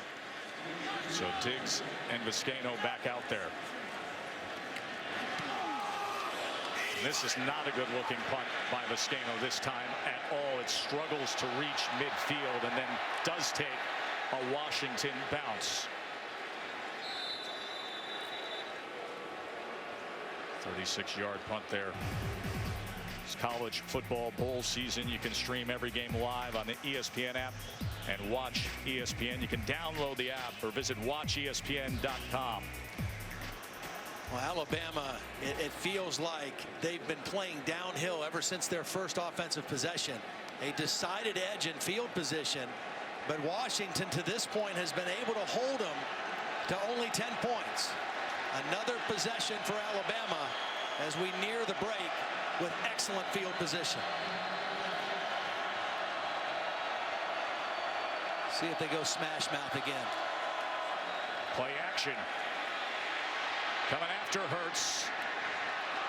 And he was looking for Dieter on a crossing route as Sam Wuching was chasing down Jalen Hurts. Very lucky that ball didn't get intercepted. I think Kevin King, if he'd have seen where the ball was coming, he would have made an interception. He was going to hit Dieter. Watch Wuching, number 28, get the pressure. This is a dangerous throw across your body, back towards the middle. Kevin King, if he would have seen the ball, I think he'd have made a play on it. Scarborough now. Good looking run down the left side as JoJo McIntosh had to get to him eventually. 16 yards more for Scarborough. Nice block by Cam Robinson. Hurst Baker got away with a hold at the left guard position, but Scarborough showing his power running on the perimeter. He has been the most reliable weapon for Alabama. Back to business for the big guy. And another first down for the Tide. Just a big physical guy. Great double team at the point of attack by the left tackle and the left guard. And a nice read. Cutting that ball back by Scarborough. 80 yards for Scarborough. First down, Buda Baker coming after Hurts, and he's got to throw it away, and it almost is picked off by Taylor Rapp. He was just hoping the ball would stay in play as a flag is down back at the 44-yard line. He did not get out of the tackle box, so the question is this going to be intentional grounding or not? He was still within the tackle box when he threw it, but I think there was a receiver in the area, even though the ball went out of bounds. Intentional grounding. Offense. By rule, the ball is placed at the spot of the foul with a loss of down, second down. Check in with our not get outside the tackle box. rules expert, Bill Lamagna. Bill? Well, Dan Campert hit it on the head. The quarterback's still in the tackle box. He throws the ball away. There is no receiver in the area. So we have an intentional grounding call. At first I thought there was a receiver, but he was running deep, and clearly Jalen Hurts, under duress, was throwing the ball away. And another break for this Husky defense. Now a 2nd and 26.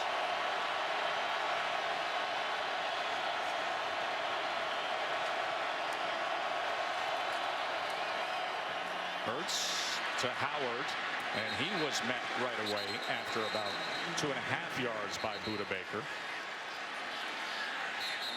A little testy at the end of the play. Ardarius Stewart mixing it up with Kevin King. Again, we said Stewart, a very physical presence on the perimeter.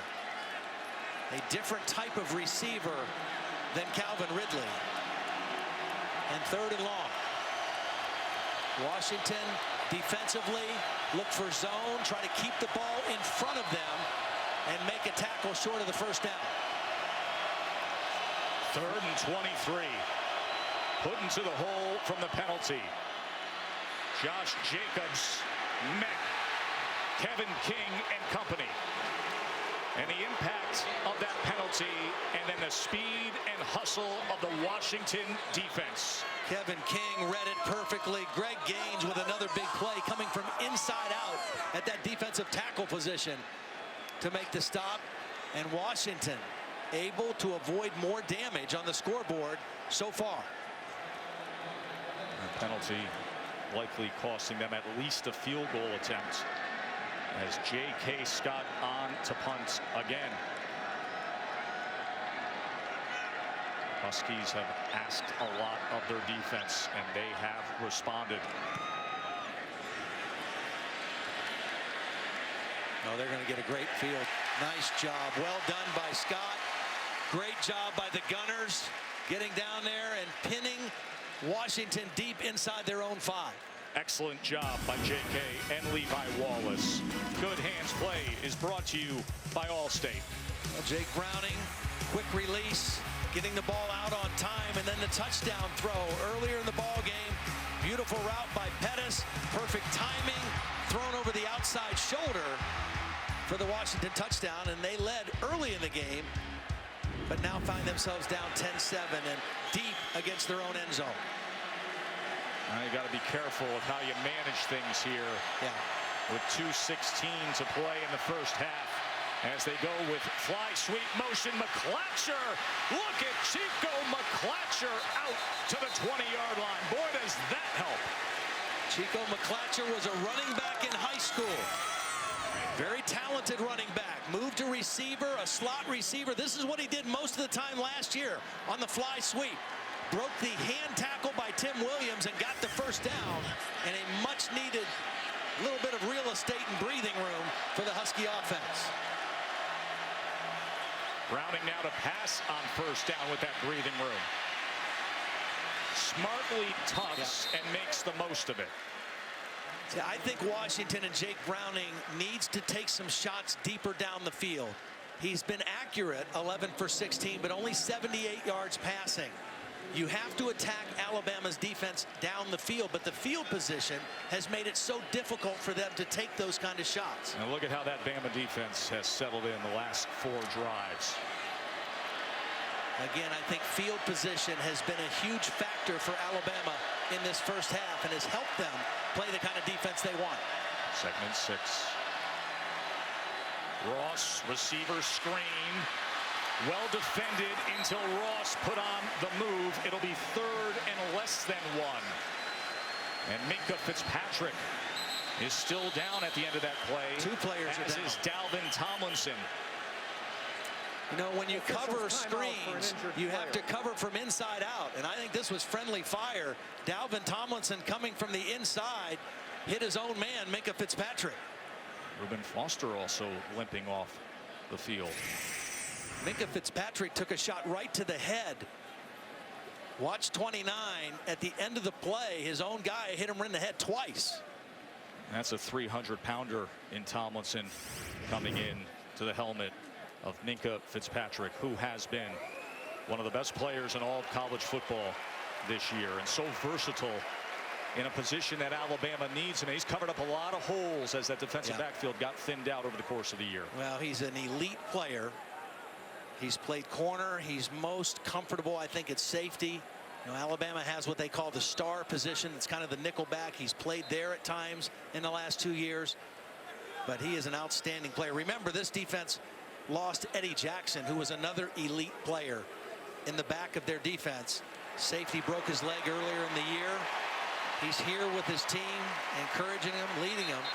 Good to see Fitzpatrick up. Eddie Jackson was such a key part of this Alabama defense. That brings Deontay Thompson into the game, number 14. Nope, he's not in. He was out, now he's back on the sideline. There's Eddie Jackson. Remember, the last 3 third down plays for Washington were all over 10. Timeout, Washington, their first 30-second timeout. And a 33 remaining in the half, and Washington will use a timeout. Holly? Well, one of the reasons these injuries are piling up and could be a concern for Alabama is their depth on their defensive line is not what it has been in years past. In fact, Dalvin Tomlinson, his backup all season, Dakota Ball, is not playing in this game today because of a hunting accident where he shot his index finger off. So they are thin up front. They would have a true freshman, Raekwon Davis, replace him. And, of course, Reuben Foster back out there, but he was limping heavily with that left knee. They cannot lose him. They have been thinned out a bit on defense. Halftime report. Buick halftime report is coming up with Stan, Mac, and Mark. They're going to get us set for that PlayStation Fiesta Bowl. KJ Carter-Samuels comes in, stops behind the center, and goes ahead for a quarterback sneak. They bring in the backup quarterback. He goes under center, and they pick up the first down. We saw it in practice on Thursday, and I saw Colorado run it the same play in their bowl game. Carter-Samuel goes past the center, comes back, and takes a quick snap. Ooh, that was dangerous as Marlon Humphrey was breaking on the ball intended for John Ross. Yeah, John Ross didn't get out of his break. That's as much on the receiver as it is the quarterback. Well played by Marlon Humphrey, but again, I think they're squeezing down on this Washington passing game. They've got to try to throw the football down the field a little bit, and you might see them have to resort to a 7-man protection to make sure they can give their quarterback enough time to throw it down the field.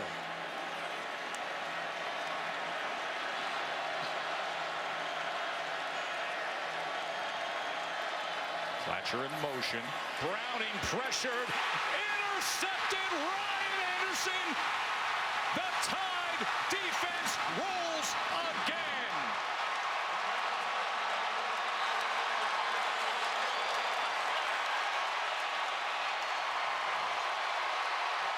The 11th defensive touchdown of the year for them. Here's the guy who made the play. Reuben Foster is going to blitz. Ryan Anderson is going to flatten out and play coverage. Those two guys couldn't have played it any better. Foster forces the throw away. Ryan Anderson there for the interception.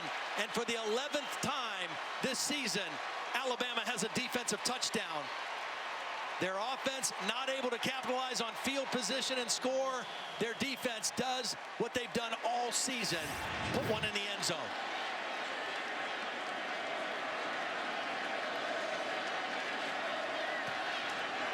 And for Jake Browning, his first interception in his last 104 pass attempts, and it was as costly as could be.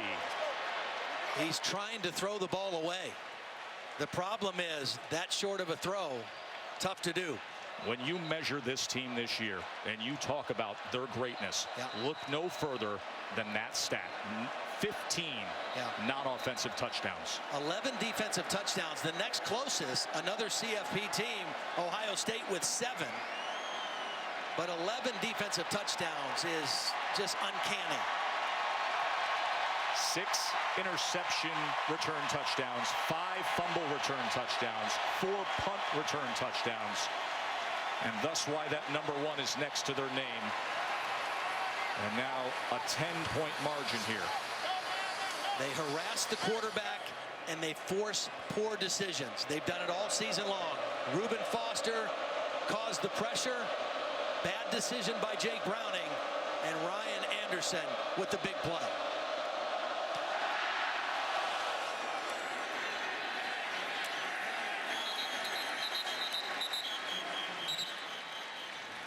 Of course, January 9th, it is the College Football Playoff National Championship game presented by AT&T. We're all going to be down there at Raymond James Stadium in Tampa. Coverage comes to you at 8 Eastern on ESPN, but we'll start the day at 2 in the afternoon, get you set for the College Football Playoff National Championship game. I'm so looking forward to seeing the PlayStation Fiesta Bowl tonight with the Buckeyes against Clemson. See how this bracket fills out. Good sign there with Minkah Fitzpatrick back out on the field. And of course, Jake Browning right back into the teeth of this defense. Gaskin on the delay as he's wrestled down by Harrison at the 30. You know, this might sound kind of weird, but this feels like what the score was supposed to be, 17-7, because of the field advantage, field position edge that Alabama had. Most of that second quarter, their offense wasn't able to get a touchdown, but the defense was able to help them out. Gaskin again, and it'll be 3rd and 2 from there. Washington defense has been very good today. A costly mistake moments ago. Ryan Anderson with the pick 6. But again, other than that touchdown drive, Washington playing uphill the entire first half. Here's a good gainer there by Gaskin. Under a half a minute to play. Washington with 2 timeouts remaining. Now with getting that first down, maybe you take a shot here. Chris Peterson going to use one of his 2 timeouts. Washington, they're second. Again, I think you got to figure out how to protect your quarterback, and that might mean moving him to a different spot or using more guys to protect. You know, a lot of times when folks were trying to predict this game, previewing this game, they said, well, if it's a conforming game, as long as they don't give up one of those defensive touchdowns. Just gave up one of those defensive touchdowns. Yeah, you can't do that. I mean, those are momentum plays. They're huge plays that Alabama has capitalized all year. And Washington has been a great team as far as taking care of the football. Jake Browning making great decisions all year. That was a bad decision, and the kind of play you cannot give this Alabama team. And all year long, they hadn't given up a defensive touchdown. And then the costly mistake there by Browning, and the pick six by Ryan Anderson.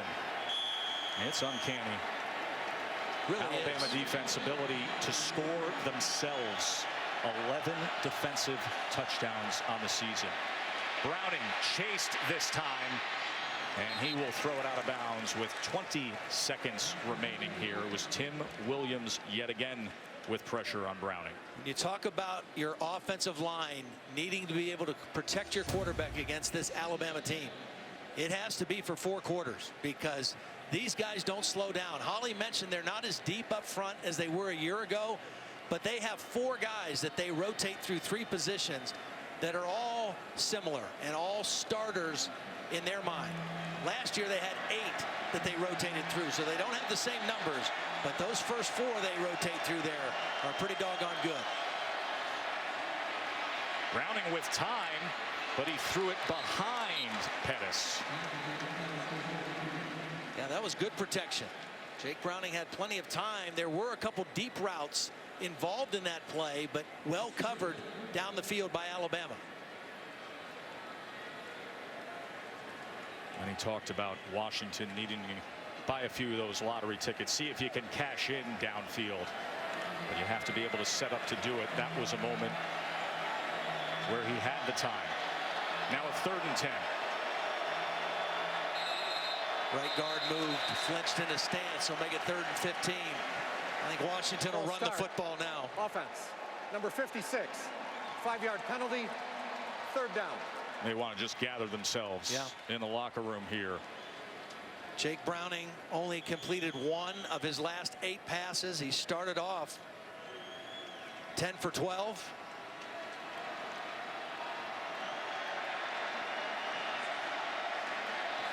And as you said, that is the choice to run the ball, as Reuben Foster makes the tackle. Well, to your point, perhaps reflective of what the score should be, considering the field position that Alabama often had. Browning and Pettis struck first, but then came Bo Scarborough, the running game. And then the defense did what they have done all year long, the pick six. And number 1 Alabama is up 17-7. Let's send it down to Holly for the AT&T Inside Access. Well, Coach, what concerns you the most of what's happening up front at the line of scrimmage when your offensive line is out there? Jalen Hurts been under a little duress. Well, you know, we haven't been able to get any rhythm going except in the one drive when we're able to run the ball and go fast, which is really what we want to do. But we haven't blocked them very well up front. We've got too much pressure in the pocket when we're trying to throw the ball. So we just got to do a better job with those big guys up front on the passing game. Now that you've seen what they are on offense, what do you want to change in the second half? Well, I mean, I think we got to keep playing. I mean, they're capable of making big plays all the time. They made a couple on us in the first half. I think our guys are doing a good job adjusting and adapting to what we need to do. But, you know, it's a long game, man. We got a lot of football to play. Thank you, Coach. All right, thank you. And Bama will get the ball to start the second half. Up by 10 here in the college football playoff. The Buick halftime report is coming up after these messages. This halftime report is presented by Buick, proud partner of the NCAA. Yes.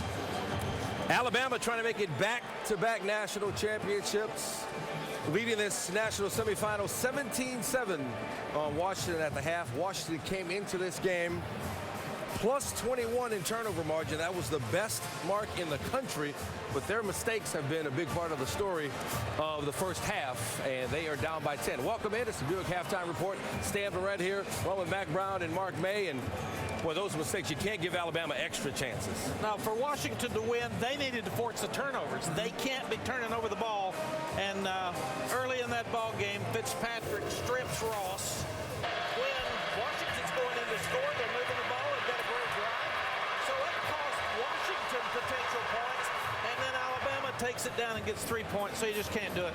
And right here, you can't throw this pass if you're Jake Browning. Right on the spot. Ryan Anderson does a terrific job. Pick six. It's their 11th score defensively on the season.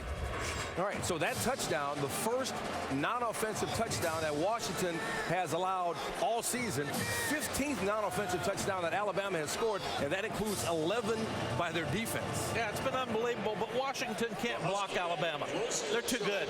I don't know that anybody in the country can block them, Mark, but they are so talented. They have better players, and what's happened is Washington's done a good job of misdirection plays, delayed screens, but they haven't been able to line up and run the ball and block them, and that's not allowing Browning to be comfortable in the pocket throwing the ball downfield. So, and when you can't block them up front, it makes it a long day. And that's the key, because I said at the beginning of the game, if Alabama makes them one-dimensional, this game is over. Game, set, match. So far, Washington cannot establish the run. Their only runs have been on misdirection plays. They got some yards off a screen and a jet sweep. But besides that, if you're going to stand in the pocket against this defense and try to throw the ball vertically, Jake Browning can't hold up, and neither can this offensive line.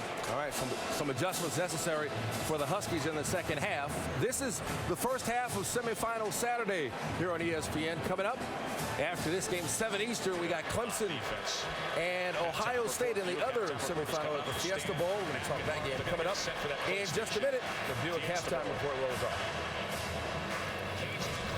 Before the stroke of midnight, the national championship matchup will be complete.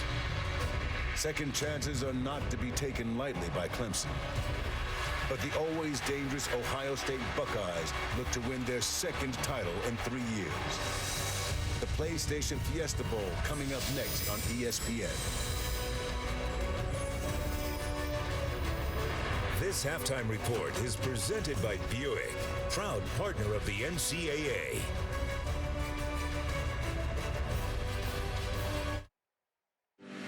When everything you touch turns to gold, gold, gold. To the end zone he goes. Into the hands of Dante Pettis.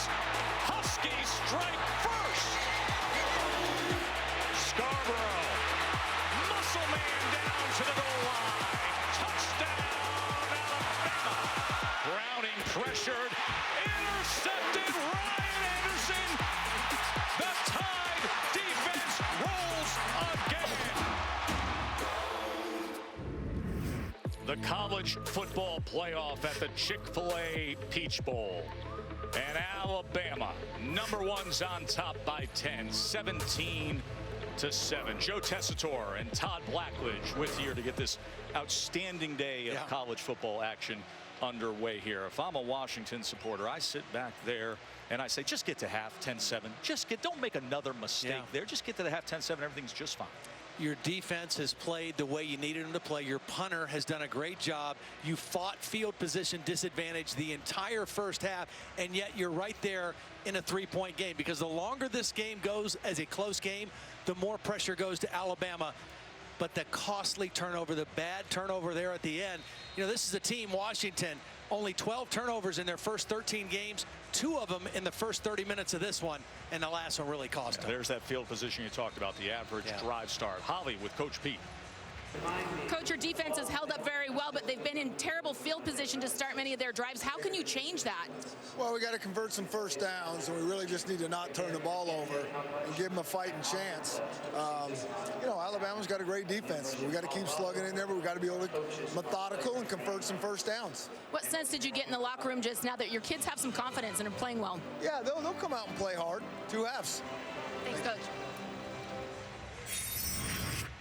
Chris Peterson's Washington offense had 4 3-and-outs in 8 first-half offensive series. And Jake Browning, sitting on the bench right there, was only one of his last 8 to finish off the half. And Ryan Anderson put the Alabama defense further into the record books with a 26-yard interception return touchdown. Their 11th defensive touchdown of the year. Tide will get the ball to start things off here in Atlanta. Ardarius Stewart chooses to take it out. And he gets out close to the 25. Alabama not able to throw the ball very well in that first half, but they did run it. 106 yards, a little bit of Jalen Hurts, a little bit more of Big Bo Scarborough. The big 230-pound back running north and south, busting tackles. I would expect to see more of this in the second half. I just really think that Alabama, coming out to start the second half, is going to play smash mouth football. They're going to line up, try to run north and south right at this very fast and athletic Washington defense, and see if they can control the game at the line of scrimmage. Of course, also consider Jalen Hurts in the run game as well. Very powerful freshman quarterback. As we get underway here in the second half, and Hurts, look at all the space, and with a block in front from Forrestal, and a big way to start the second half from Hurts. Well, they really fooled him with the eyes a little bit. You're faking to the tailback. Ridley's coming in motion. Eyes go to him. And then you get right behind Forrestal, who's leading the way. Elijah Qualls, the defensive end on the backside, got a little bit out of position. So after the 33-yard run by Hurts, Damian Harris for a yard.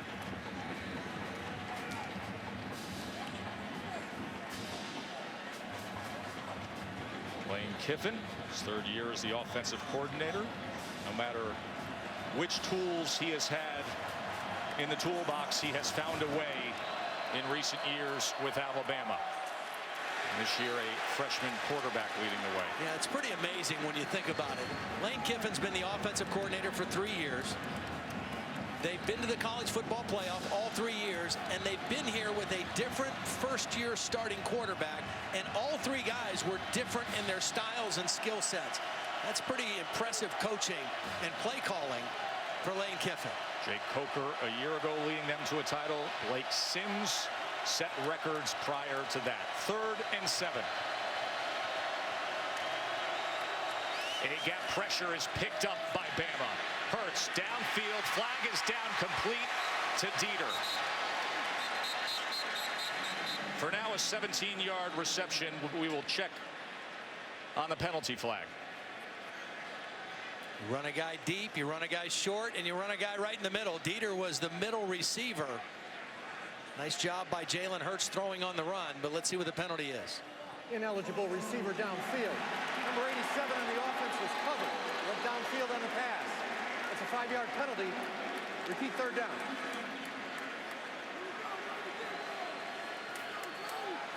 When they say covered there, they're not talking about defensive coverage. They're talking about not being the end man on the line.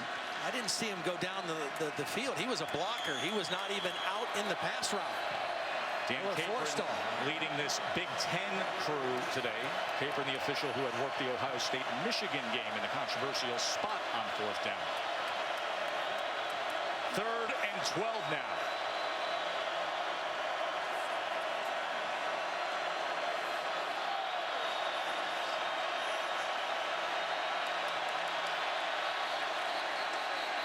Hurts, as they will take a look at that play clock here.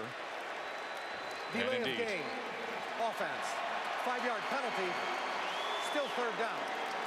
You know, credit Washington's defense for making some plays, but Nick Saban's offense has hurt themselves today. Penalties on 3rd down situations in particular. 5 penalties for Alabama, all against the offense. And so many of those penalties curbing what appears to be very good opportunities on the plus side of the field. Now we're 3rd and 17.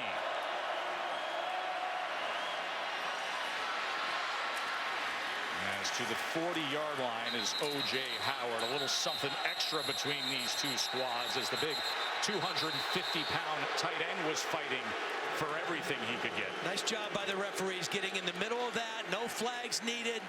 Some guys, linemen running down, trying to peel some guys off the ball carrier. Good no call. Good job getting in the middle of that and breaking it up. So on comes J.K. Scott to punt again. He has 2 inside the 10-yard line. He's averaging 44 and a half today. Alabama with a chance to pick up right where they left off in the first half with the field position edge. Back rotation spin here, but it goes into the end zone. So Bama had the ball first, came up empty, and now Washington back out there trailing by 10. And that's what they're playing for, the College Football Playoff National Championship Trophy presented by Dr. Pepper. It's out there in Arizona right now. And coming up later, it'll be the second game of the College Football Playoff semifinals. Number 3, Ohio State. Number 2, Clemson. The PlayStation Fiesta Bowl after we finish up here in Atlanta. 7 o'clock Eastern on ESPN. Urban Meyer 10-2 in bowl games, tied with that man, Nick Saban, for the most bowl wins by any active head coach. Jake Browning started the game 11 for 13. He finished the first half 1 for 8. Needs to get a hot hand again. Gaskin couldn't find hardly anything there. Holly? Well, all 3 of those Alabama players that were hurt in that friendly fire collision. Reuben Foster is back out on the field, but with a heavy brace on his left knee. Dalvin Tomlinson also back on the field with a shoulder brace on. And Minkah Fitzpatrick, I saw them briefly look at his eyes in the tent, kind of give him a concussion test, but he's back out as well. They need all 3 of those, so big news. You know, the guy that Washington has not got the football to yet, Darrell Daniels, their tight end, is a big receiver. A little bit different matchup problem. Gonna keep it on the ground here as Gaskin tried to turn the corner. Averett came up to meet him. Again, you say, well, Washington's not running the ball very successfully. That puts them at 66 yards for the game.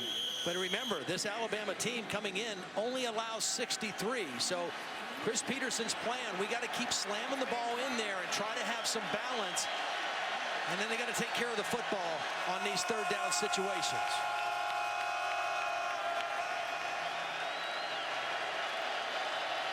Well, they got the big Darrell Daniels split out in that diamond bunch formation to the top. Here on 3rd and 6. He's got some speed for a big guy. Browning, pressure on him again. Tim Williams on top of him as Tony Brown came in hot as well. Myles Gaskin went low trying to pick up Tony Brown, and he didn't get a good block. Watch Gaskins come over for Tony Brown. Tony Brown is blitzing from his star position.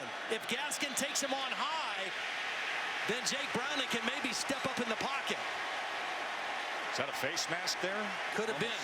Came across the front. The problem was the block by Gaskin.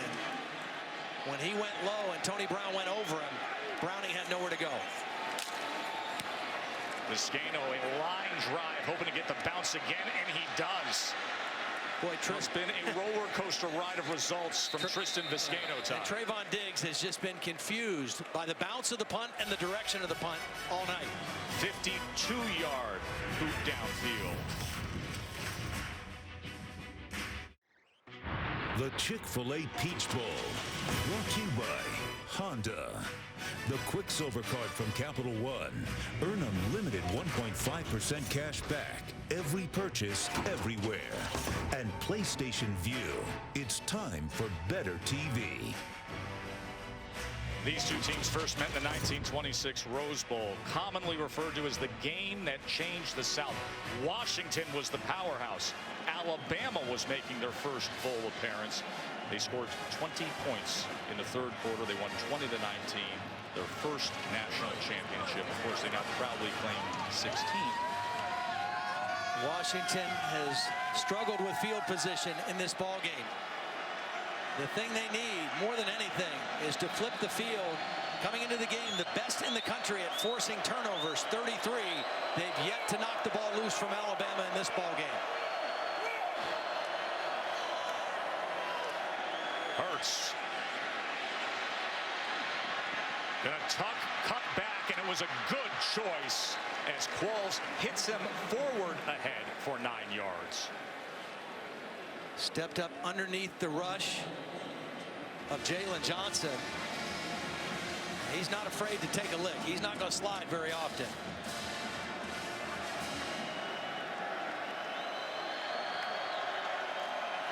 High snap, that's corralled, and then getting into the backfield was Bieria, Keyshawn Bieria, a tackle for loss. It'll be 3rd down. Pretty good short yardage defense that time by Washington. Caused a loss of a yard. My guess would be a Jalen Hurts run here. Pick up an extra blocker. Let your quarterback run it. 3rd and 2, design quarterback run, lowers the shoulder and still muscling as JoJo McIntosh was trying to rip the ball away, but Hurts goes for 7 yards. Yeah, Jalen Hurts had some problems with turnovers. 7 fumbles. He didn't lose all 7, but he got to the point where Nick Saban the last few weeks put him in the same ball security drills that they do with running backs and wide receivers. Did a good job protecting it on that play.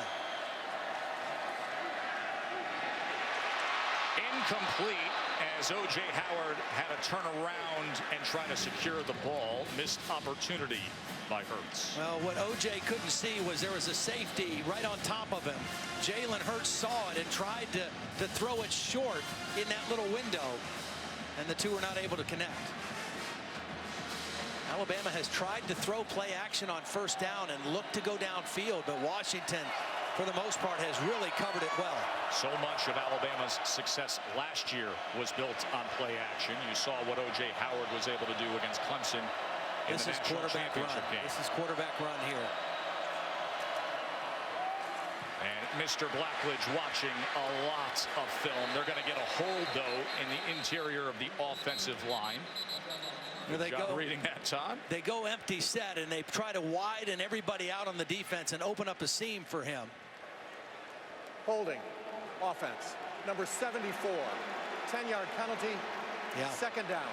Cam Robinson was pulling on that play, and he was blocking on Keyshawn Bierria, the middle linebacker, and he wrapped his arm around his neck and pulled him down.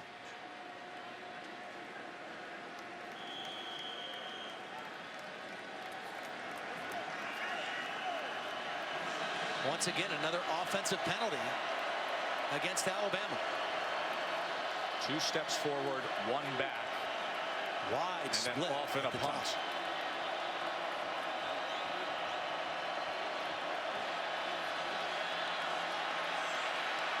So 2nd and 18 now. As Hurts to pass again, then tucks, runs, tries to spin free, and there's a fumble. The ball is on the ground, and Alabama recovers it with the freshman Jonah Williams diving back. You mentioned it, 7 fumbles since October 15th alone. Yep, Psalm Wuching was the guy that ripped the ball out, but Washington not able to fall on it. This was the break they needed. Best in the country at forcing turnovers. They get the ball on the ground, but Wuching not able to fall on it. It squirts away, and Jonah Williams, the former high school teammate of Jake Browning, recovers it for Alabama. So 3rd and 20.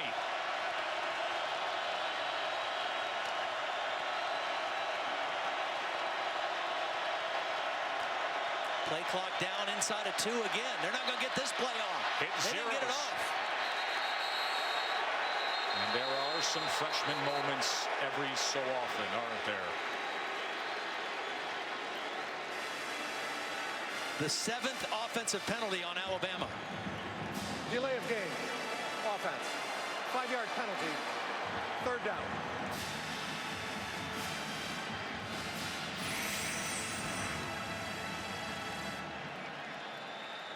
See the frustration from Coach Saban. He's saying snap the ball. You got to snap the football. I mean, Bradley Bozeman's got to take a look at that play clock also, not just the quarterback. Bama offense heading in the wrong direction. As Scarborough will get it back out towards the 45-yard line, and they will be punting from there. This Washington defense, time and time again, able to respond. Some self-inflicted wounds by the Bama offense. Let's go down to the field to Holly. Well, guys, a developing situation down here on the Alabama sideline. Reuben Foster, the very critical linebacker for this Alabama team, was taken into the medical tent. He just wasn't right on the bench. I could see someone talking to him for a long time. They finally took him into the tent, and it alarmed me when they brought out their medical stat kit. They did not eventually use that, and he has gone back out onto the field, but something definitely wasn't right with Reuben Foster. They've evaluated him and not seen anything happen. Butkus Award winner being attended to, and another high booming kick inside the 10 again by J.K. Scott. Now he's headed out there to play some ball.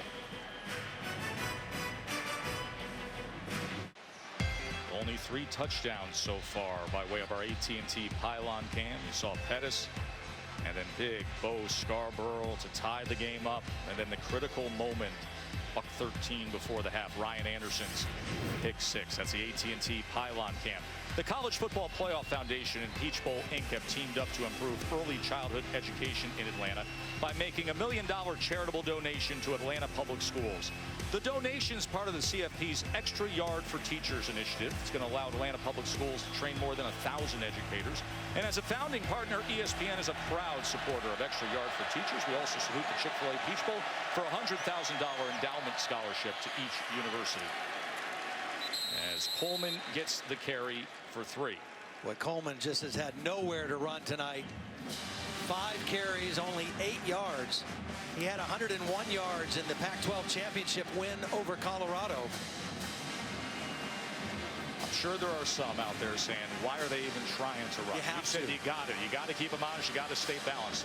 You know, you got to help your offensive line in pass protection, so you can't allow them to just assume pass and pin their ears back and come after your quarterback. Haven't taken that deep shot to John Ross yet.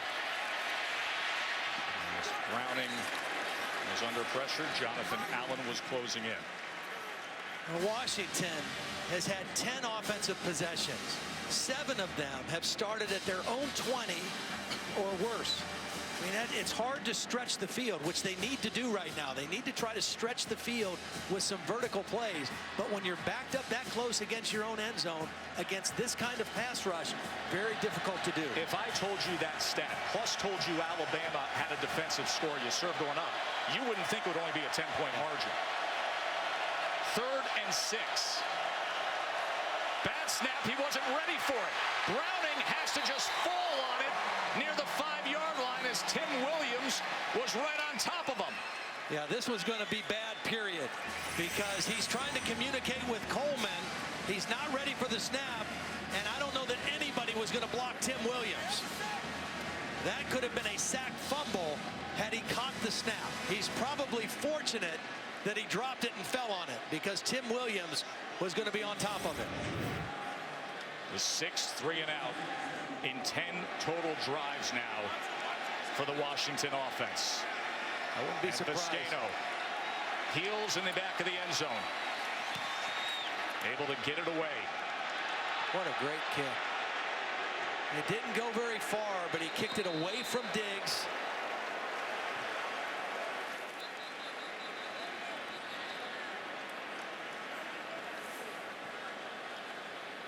Might have a flag at the end of the play here. Let's check in with Bill Lamagna. What do you see, Bill? The kicker went down on the play, so we're either going to have a running or roughing the kicker situation. From the vantage point I had, the way he went down, I think he's going to go roughing,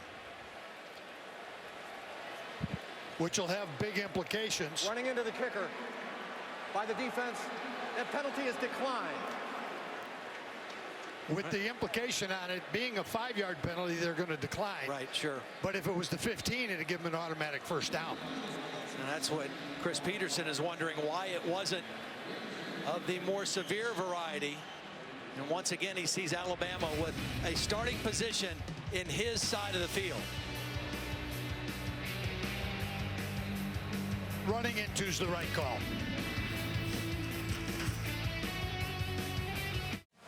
College football playoff semifinal at the Chik Fil-A Peach Bowl. Todd, I think we picked up on something here on that last one. Yeah, Ryan Anderson right here is going to clap, which is the way Jake Browning signals for the snap. Browning was not ready. Anderson clapped. The ball was snapped on his sound, and that should have been a penalty against Alabama. You're not allowed to do that. Bill? Yeah, the NCAA came out with an interpretation this year and said that if you do that snap defensively, it draws, it drew the early snap. That's a 5-yard penalty, delay a game on the defense. And that's what had Browning not prepared for the ball and falling on it on the 5. If you're Alabama right now, though, offensively, you've got to find a way to put the dagger in. Your defense kind of has them under wraps. This is your 3rd straight possession inside the 50-yard line. You got a field goal and a punt on your first 2. Hurts. Wow, nice Corralled play by Jalen Johnson. Jalen Johnson, because of some of the injuries, primarily to Joe Mathis on the defensive front, he's playing more.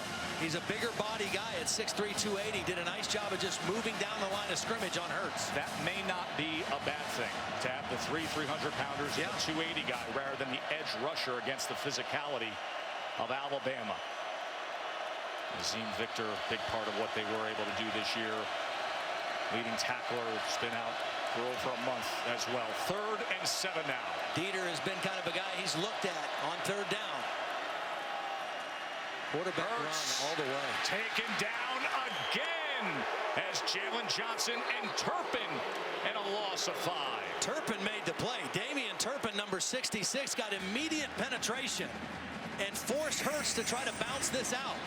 Watch Turpin. He's in a stand-up stance. He's going to come right through the right guard, Corey Curvin, and force Hurts to try to cut it back right into the waiting arms of Jalen Johnson. And again, this Washington defense bails out the offense.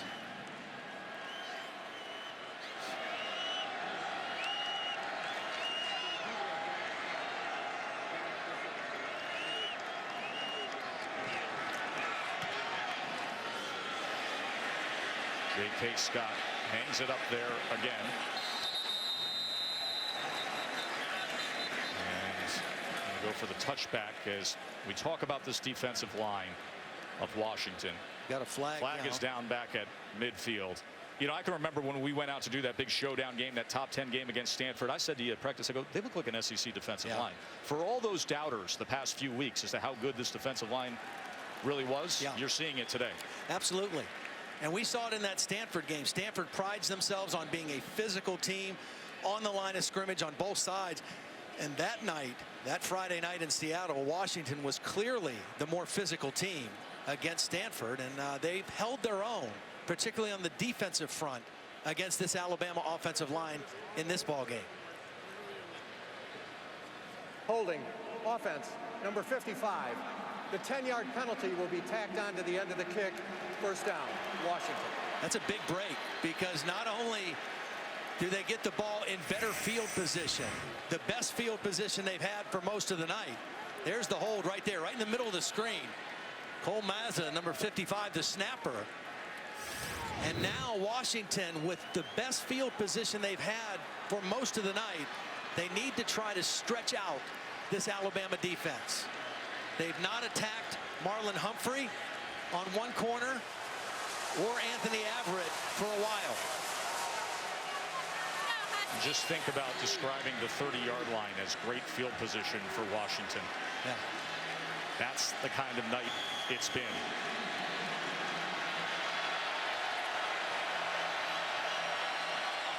Browning now.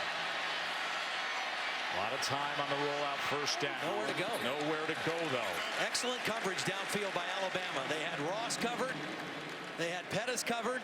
And the underneath route was Daniels. And Alabama in perfect position on the bootleg. There's nowhere to go. Ross was coming on the crossing route, not able to get enough separation. Reuben Foster running underneath it. That's perfect teammate coverage on John Ross. Browning has missed his last 6 pass attempts. Gaskin trying to bounce it to the outside, but it was Averett who first came up, and then the rest of the Tide crew followed. And see, when Alabama gets you like this, right now they don't respect the running game. They've got 2 safeties. That means they say, you know what? You guys can handle the run with even numbers of blockers, and we can double up on pass coverage and cover everybody there. And if you can do that, if you're Alabama, you have a major upper hand in the ball game. I think you and I talked all week long. If 6 in the box can handle the run, this is a different ball game. And the Washington offense is struggling with that. 3rd and 10. Can Browning find something? Long pass to the perimeter, and ahead for the first down is Aaron Fuller. Wow, big play. Long throw for Browning. Left hash thrown to the right sideline. It's the zone defense. And Tony Brown pretty soft in that coverage. Good protection. Browning, long throw. And a much-needed first down conversion for the Huskies. How do you get a chunk play against this Alabama defense? You can't go 12, 13 plays and nickel and dime them. You've got to get a chunk play somewhere along the lines, throwing it downfield. That guy number 1 could be the one to deliver on it. Gaskin, look at the Tide getting to Gaskin, led by Minka Fitzpatrick. Again, they were looking for Ross down the field first. Not able to get him the football or Pettis, and the underneath was the only place Browning had to go with the football. PlayStation Fiesta Bowl coming up tonight. Should be a great one with Watson and Barrett, Dabo and Urban. That's the prime time second half for this college football playoff. Alabama playing a lot more zone defense in this game, trying to keep these fast receivers in front of them. 2nd and 8. Coleman goes to Sean Hand, makes the tackle, a gain of 5. This could be the end of the 3rd quarter. What a job this Washington defense has done. But the offense, that sloppy moment before the half as Ryan Anderson took it back.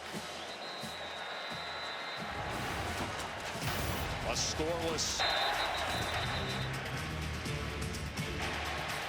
3rd, 17-7.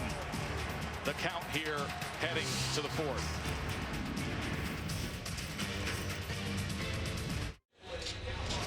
Aerial coverage is provided by Goodyear, watching over the hard work and determination of blimp-worthy athletes for over 60 years. Goodyear, official sponsor of the college football playoff. Joe Tessitore, Todd Blackledge, Holly Rowe with you here at the Chik Fil-A Peach Bowl, the national semifinal. Number 1 Alabama with a 10-point lead, 25 straight wins for the Tide. And now to start the 4th quarter, a 3rd and 3 for the 4th-seeded Huskies. Browning sprinting near side and just beyond the reach of Fuller, whose diving effort couldn't come up with it. It'll be 4th down. Tim Williams might have affected that throw a little bit. They were moving the pocket, a good decision, I think, by Washington. And Tim Williams affected the throw, and Chris Peterson electing to go for it. So here we go. 4th and 3. Washington's going to roll the dice. No, quick kick. He's done this 2 times this year. And he gets off a really good one. Look at this. Wow. Out of bounds inside the 5. So they don't convert, but they do flip the field and give Alabama a little bit of their own medicine here, and now hope their defense can come up big again. A 50-yard punt by Jake Browning by way of his left foot. Yep, right-handed thrower, left-footed punter. He does everything in his life left-handed except throw a football exceptionally well. Couldn't do it any better than that. 50-yard punt by Browning.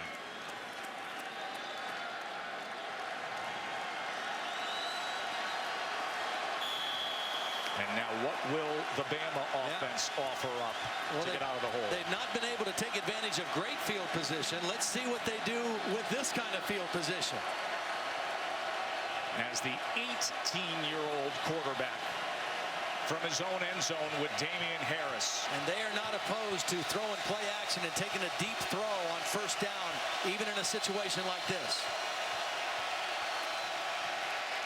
Harris stacked up for a loss.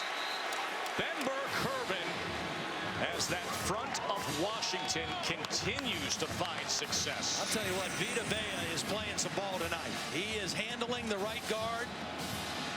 Nice pursuit by Burke-Herbin from his linebacker position, but Vita Vea is the guy that stopped the play.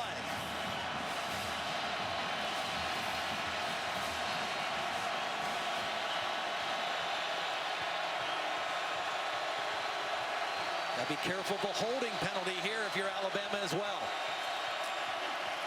Hurts trying to get out of the end zone and only able to gain maybe a yard and a half there as Qualls and Burke-Herbin again finding him.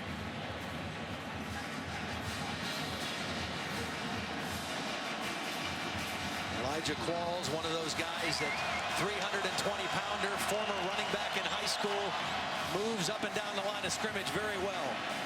Plays multiple positions on this defensive front seven. Now this is as big of a moment as this second half has had. 3rd and 9 with Hurts in his own end zone.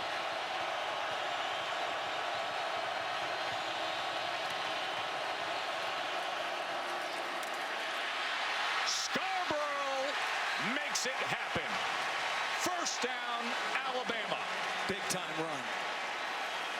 It's a counter play. They pull the backside guard and the tight end. Corey Curvin, the guard, and O.J. Howard, the tight end, pull and lead on that play. And Scarborough gets the 1st down. Over 100 yards rushing for the big back from Northport, Alabama. Hurts, play action. And complete to O.J. Howard, and all of a sudden Bama's out to the 30-yard line. Good patience when they were right on their own 1-yard line. They get the conversion on the 3rd down run, and now they open things up a little bit once they get that first down.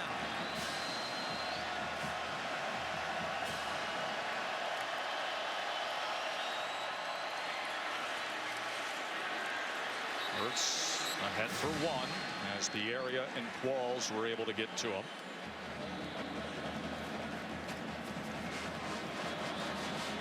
It's a big moment on 3rd and 9 with Bo Scarborough as Lane Kiffin had faith in his big back.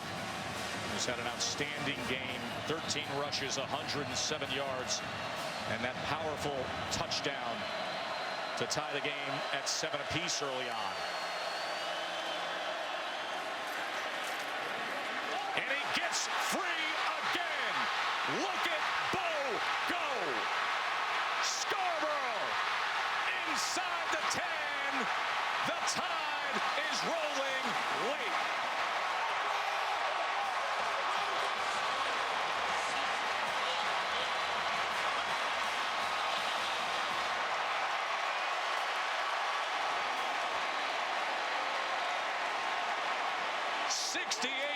Touchdown run for Scarborough.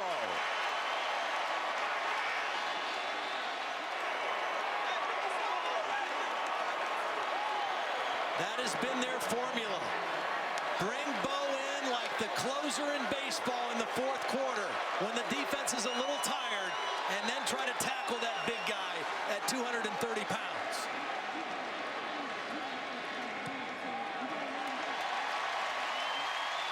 It's a perimeter run. Psalm Wuching is going to make a mistake. He's going to come inside. And Bo Scarborough is going to break 2 tackles. First, Greg Gaines, number 99, has a shot at him. Then JoJo McIntosh. Neither one can get him on the ground.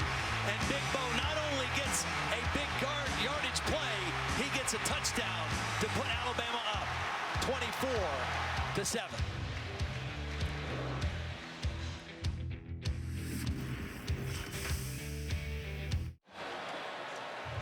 Place is still roaring. The college football playoff semifinal, the Chik Fil-A Peach Bowl.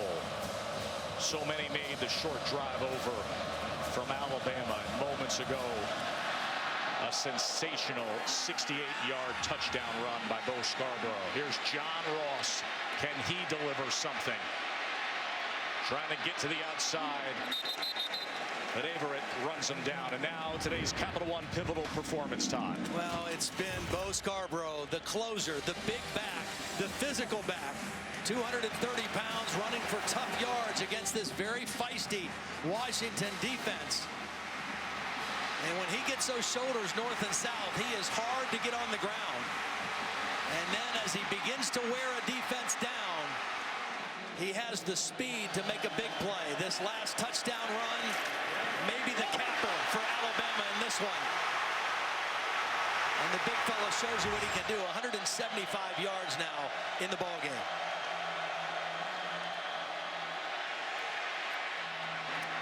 Browning, that was just near the line of scrimmage, maybe a yard there.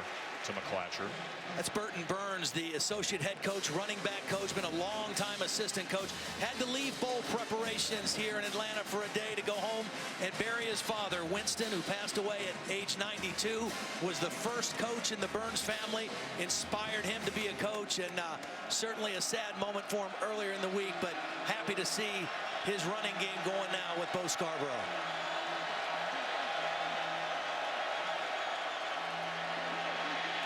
Trying to set up the screen to Gaskin. Runs outside of the blocks and makes contact with Minka Fitzpatrick. 7 yards there. Minka Fitzpatrick is all over the place. He has great speed and pursuit angles from his safety position. Alabama has had some elite defensive backs over Nick Saban's tenure there. And this guy is going to be a great one. From Old Bridge, New Jersey, headed south to play for Coach Saban, who, as you know, his love for coaching up the defensive backfield. 3rd and 2. As Coleman moves to the slot and now shifts back to flank Browning.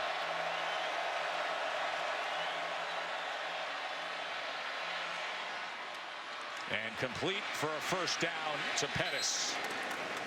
Almost lost it. Yeah, he took that back step to try to gain some yardage and almost retreated too far. This Alabama defense coming into the game. We talked about their numbers, their ability to stop the run, their ability to turn you over and turn it into points. We've seen all of that tonight. Pettis limping off there, Todd. Washington sitting at 166 yards of total offense. The only team that really held them down this year was USC. Held them to 276 and only 13 points. They're at 166 and 7 right now.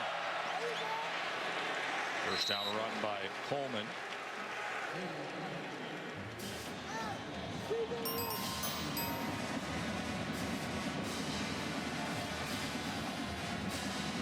Washington just has not been able to get any chunk plays. The longest play they've had in the game was a 20-yard completion to Gaskin out of the backfield early in the ball game.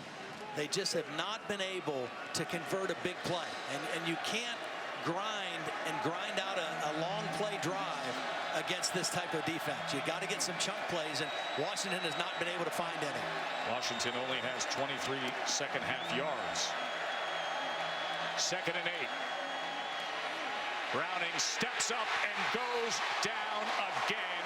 Jonathan Allen. He beats the left guard, Jake Eldencramp. Again, the difference in this Alabama defense and defenses of the past, their ability to get great pressure by only rushing 4. They've not always had that luxury. The last 2 years, Alabama has had that luxury with the kind of players they have rushing the passer.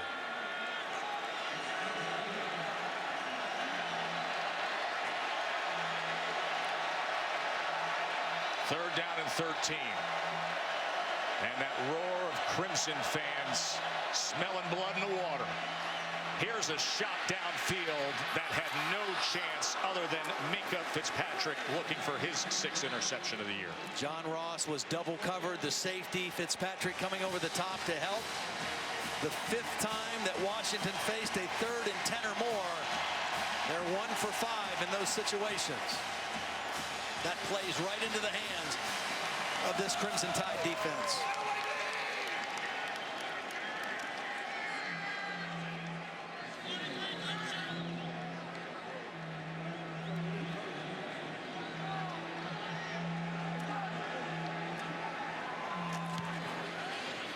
Scano once again cross field as it'll settle in down near the 20-yard line.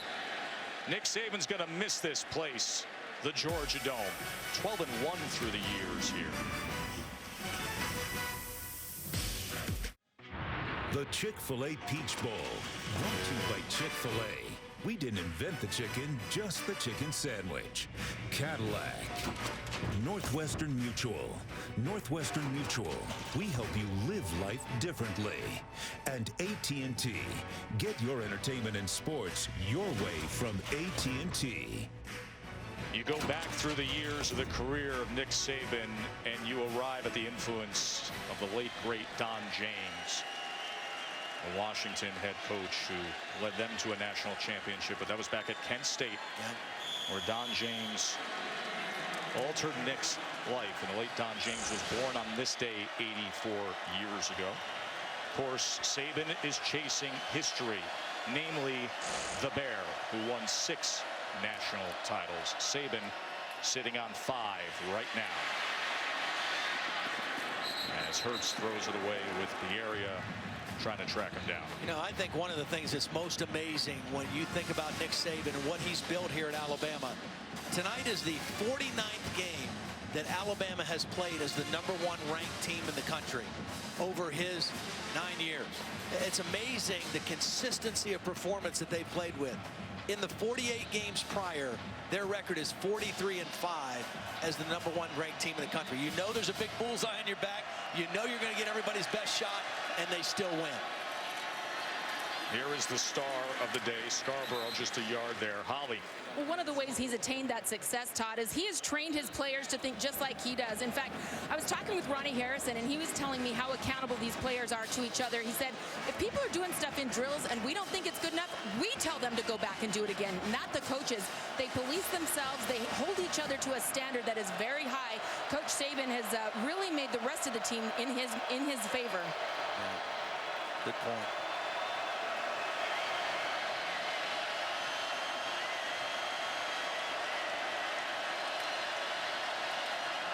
Third and 9. As Hurts with plenty of time, but he threw it high and behind our Darius Stewart. Alabama trying to coast home with a win here in the college football playoff in what is the last game, Todd, in the Georgia Dome in front of a record crowd at the Georgia Dome. I thought Lane Kiffin said something interesting to us that he and Steve Sarkisian both learned from being with Nick Saban, and that is just how consistently he stays on the players and demands that accountability that Holly was talking about. Lane said, you know, we kind of, when we were younger coaches, if things were going good, we'd kind of lighten up on guys. Nick said you can't do that. Another big-legged punt as Pettis tries to find something, and he finds a whole bunch of tied coverage. So the final college football game here at the Georgia Dome. Alabama and Florida State are going to open up the Mercedes-Benz Stadium next door come September 2nd of 2017. The AT&T Pylon Cam offers up the critical sequence of this game. When they had Alabama pinned, did Washington. They stopped them, but it went all the way the other end. 98-yard touchdown drive, 68 of them from Big Bo Scarborough, and thus 24-7. Joe Tessitore, Todd Blackledge, Holly Rowe with you here. The college football playoff Chik Fil-A Peach Bowl. PlayStation Fiesta Bowl still to come your way. Browning harassed, escapes. A couple of flags down. As would normally be the case with what we just saw. We will check on that. But under 7 minutes to play here in Atlanta.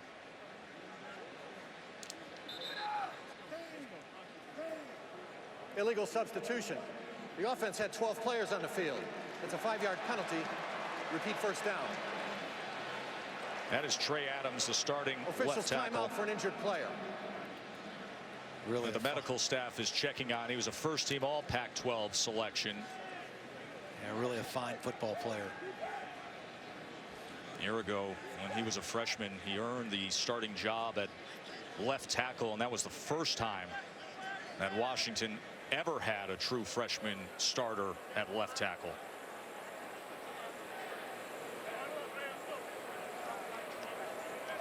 Just 163 total yards of offense for Washington. And this is the way Alabama has won games all season. A little bit of everything they do. They impose their will on you with their defense, and they find a way to turn you over, and in many cases turn those into points. The Ryan Anderson interception return for a touchdown, and then they run power football at you when your defense starts to get a little bit fatigued. It's just been their formula. They don't beat themselves. They don't put their freshman quarterback in a lot of difficult situations. I think they limit Jalen Hurts' exposure. A lot of quarterback run, a lot of throws at or behind the line of scrimmage. But when you have this defense to lean on as a crutch that can score on their own, and then you see, especially recently down the stretch of the season and then today, the emergence and the reliability of Bo Scarborough, it's a tough out for anybody.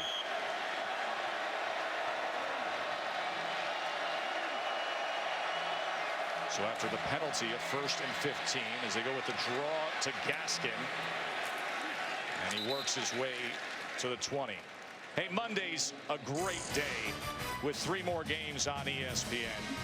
You got the Goodyear Cotton Bowl Classic as we look at the totality of the New Year's Six there. That's Western Michigan and Wisconsin. I cannot wait for the Rose Bowl game presented by Northwestern Mutual. And then the All-State Sugar Bowl with Auburn and Oklahoma. But USC and Penn State, and the way those two teams closed out the season, as much momentum as any team. These teams in the playoff as well. As hot as any team playing at the end of the season.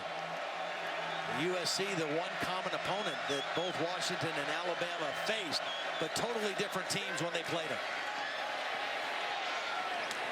Complete for a first down. We haven't seen a lot of downfield passing as Bocelli has the reception.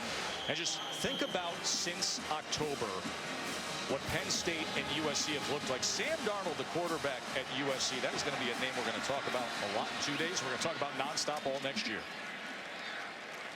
Alabama opened the year with USC and beat them soundly 52-6 in Arlington. A game that Darnold did not start. Yeah, didn't start, played a little bit. Sam Darnold didn't become the starter until the Utah game, a game they lost at the very end. It was the 3rd loss of the year for USC, and then they won everything since then. And he changed this team dramatically. So when Washington played him in November, they were a much different USC team than the one Alabama faced. Bama beat them 52-6. USC then beat Washington 26-13. 2nd and 7. As Averett was covering Ross. John Ross just has not been able to find space against this Alabama defense. Anthony Averett has done a beautiful job against him. He's been on him more than Humphrey has. They like to put their hands on you, and you got to be able to fight through that. John Ross looks frustrated because he just has not been able to be a factor in this game. 11 targets, 5 catches, but for a measly 28 yards. And all of that was in the first half. He's been shut out here in this second half, and he was probably the most talked about offensive weapon for Washington leading up to this. That happened yet again. Another sack. This time, Averett coming in off the corner. Bama's 4th sack of the day. And we saw Averett in coverage, and this time we see him come off the blitz. His man came in short motion. He passed off the coverage to an inside safety and comes unabated to the quarterback for the sack. Nice ball game by Anthony Averett here today against the Huskies.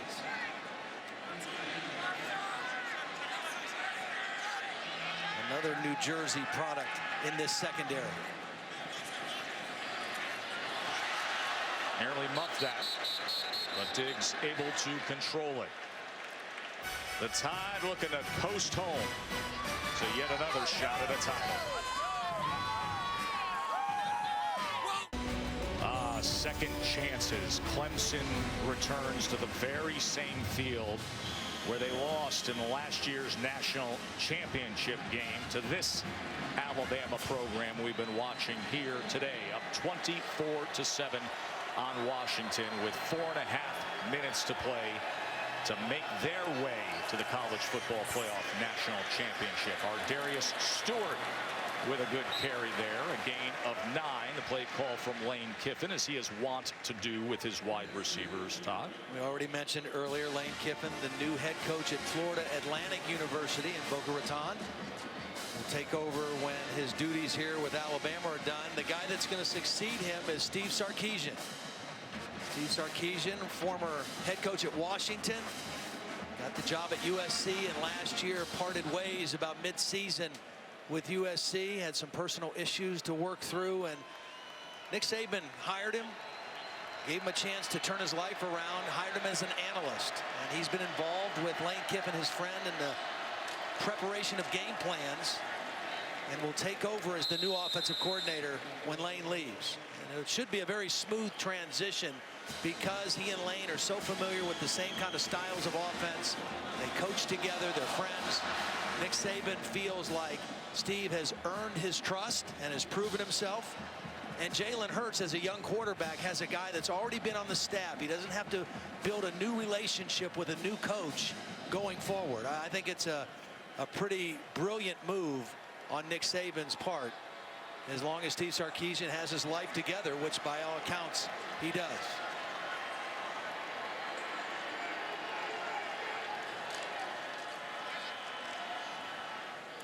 Crossing midfield is Scarborough. What an incredible afternoon Bo Scarborough had. We got the sense in visiting with Lane Kiffin this week that if everything followed form, you would see big moments from Scarborough late in the game. And I don't know that there's a bigger sequence in defining a game than the opportunity that was had by Washington with the quick kick that went out at the 2, stopping them, earning a 3rd and 9, and then Scarborough muscling his way for a first down and then exploding for a 68-yard touchdown. And that 3rd down play was not a play called necessarily to get the first down. It was just to get it away from the 1-yard line, and Scarborough turned it into a first down. And here he will add to his total by 1.5 yards, as he is knocking on the door of a 200-yard day here. Up past 180. Washington. As Washington will use a timeout here. I think Scarborough keeps Alabama a little closer to what we've known their identity to be through this incredible run of success. The bigger guy, the workhorse. Yeah, and it's kind of similar to some of Urban Meyer's older Ohio State teams when he had a running quarterback in Braxton Miller and a big back. You've got Bo Scarborough, your big bruising back. You got Jalen Hurts, your running quarterback. And that combination is going to be pretty tough to stop, especially late in the game if a defense is fatigued at all. That big 230-pound back, when he gets those shoulders north and south, he's a load to bring down. Battled through injuries last year and the early part of this year. This is the first game he's played without a knee brace on, and he looks fast and fresh tonight and on his way to a huge game. A game big enough, Todd, to be Alabama's bowl record for a rushing day. 183 yards. That's the best in the grand history of this program.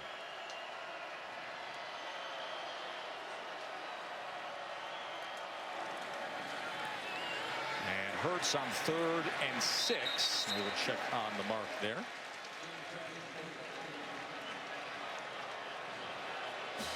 Can experience the College Football Playoff National Championship at Playoff Fan Central. It's free for every national championship game ticket holder. You got school bands and cheerleaders, pep rallies, interactive games. Friday, January 6th through Sunday the 8th at the Tampa Convention Center. For more, you can log on to collegefootballplayoff.com. And one of the things I think that stands out to me about this Alabama team is their leadership and their unselfishness. They're second. 30-second timeout. And the best example of that to me is Calvin Ridley, their best wide receiver. Last year, Ridley had 89 catches, over 1,000 yards, 7 touchdowns. This year, 65 catches.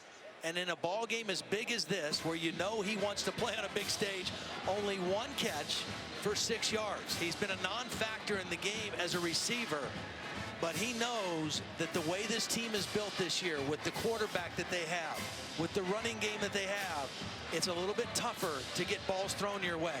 But he hasn't complained. He hasn't been selfish. He's blocked on the perimeter. He's done what his team has needed. And that's an indication of a team that wants to win a championship. And I would offer this. Can you imagine if you had the complement of Ridley, Ardarius Stewart, and O.J. Howard at tight end? All those downfield, long, fluid athletes who are threats downfield with speed. In a passing system, what their stats would be. These are high-level, elite receivers. 4th and 1 here with under 2 minutes to play as the big jumbo package comes on. And behind Deron Payne and Jonathan Allen, they can't find much that time as King came up and made the stop for the turnover. Well, that says something about the character of this Washington defense, too. Obviously, they had this formation scouted. It's the short yardage goal line formation with the 2 defensive linemen. They closed in. They blew it up in the backfield. And Kevin King, without his helmet, is able to not only get the stop, but a loss of yardage stop on 4th down. No quit in this Washington defense either. They have played admirably. Well, there with was the so much exception of that one long. Yeah, with absolutely. the field position, the average start to the drives for Alabama time and time again, Washington had to come up big defensively. Well, we said all along coming into this game, we thought Washington's defense was good enough to hold them in it. Could their offense find enough ways to score points? And they have not been able to. As Fuller will take it ahead inside the 40-yard line. 16-yard reception for the freshman from Texas. Trey Adams left the field moments ago, you remember, with the medical attention. He is back out there playing left tackle for Washington. Good to see.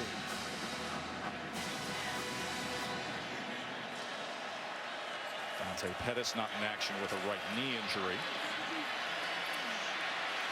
As Browning is going to crank it up downfield, and that drifts to the right on him. Can't say enough about the downfield coverage of Alabama today. Again, they have a great luxury for the last 2 years in being able to generate tremendous pressure on the quarterback without committing extra rushers. When you can do that with 4 and commit 7 guys to your pass coverage, you're able to double a couple guys and really close down routes. And Alabama has really stopped the big plays today from this Washington pass offense. Long throw near sideline again to Fuller for a first down. A reminder that after the college football playoff semifinal games wrap up, it's Sports Center at night with Scott Van Pelt. We'll give you the breakdown of everything that we saw today, all the full analysis as they'll set you up for the college football playoff national championship, as well as the latest NFL news. So you can ring in 2017 with Sports Center at night after Ohio State and Clemson in the PlayStation Fiesta Bowl.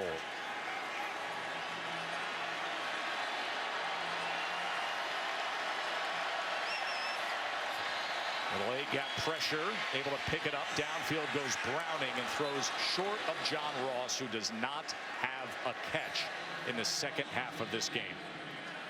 Browning not able to get enough on that throw for Ross because of pressure. Alabama with a lot of starters still out there on defense. They don't want to give up any more points. A minute 29, 24-7. They've controlled this football game, as they have done so often this season.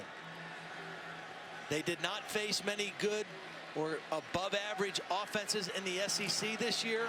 This was the best offense, the most complete offense they've faced all year, and they were ready for the challenge.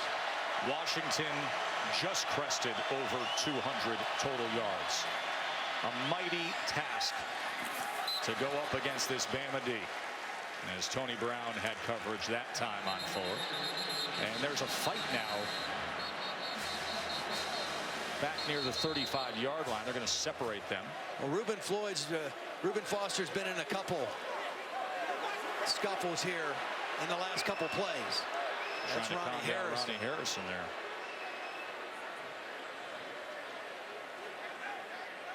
Obviously frustration on the part of Washington. So at the end of the play, it was Trey Adams involved. There are 2 fouls, both of which occurred after the play, so it will be 3rd down. Unsportsmanlike conduct. Offense, number 56. Unsportsmanlike conduct. Defense, number 93. Those are the first unsportsmanlike fouls on those players.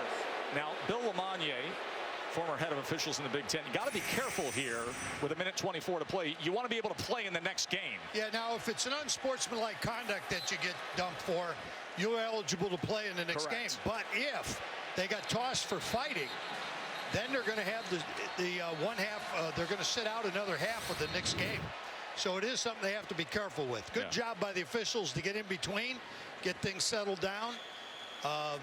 Particularly for Alabama, they got to remember something more important is ahead of them.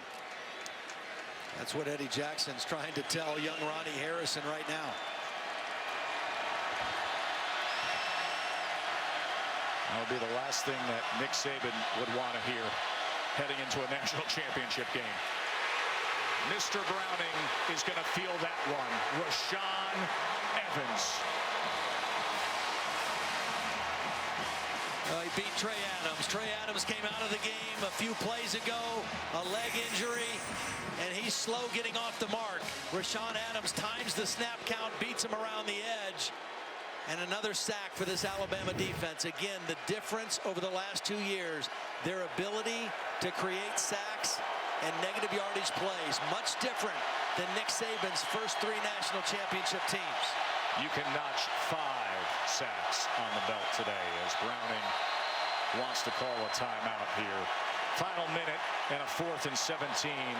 Timeout, Washington. And a record crowd. Final timeout of the half. At the Georgia Dome. That's become a wall of sound. Joe, in Nick Saban's first 3 championship teams, 2009, 32 sacks. 2011, 30 sacks. 2012, 35 sacks. Last year, they had 53, which is an average of 3.5 per game. This year, now, they've got 50 in 1 less game. So it's just their last 2 years, they've had some premier pass rushers, namely Tim Williams and Ryan Anderson off the edge that they never had before. And then they've got interior guys that can rush. So when they can rush with 4 and create that kind of pressure, your coverage holds on longer down the field.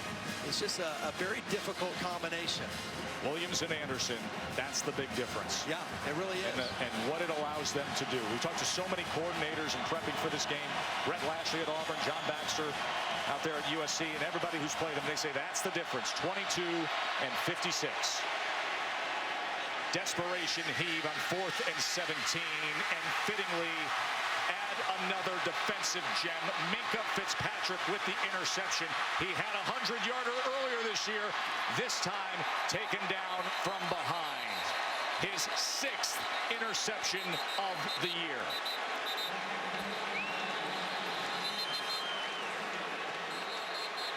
Flag is down back. Now, at 2 the Washington 37-yard players line. are down. Trey Adams, I think, is down again. John Ross down. Trey Adams made the tackle on Minkah Fitzpatrick.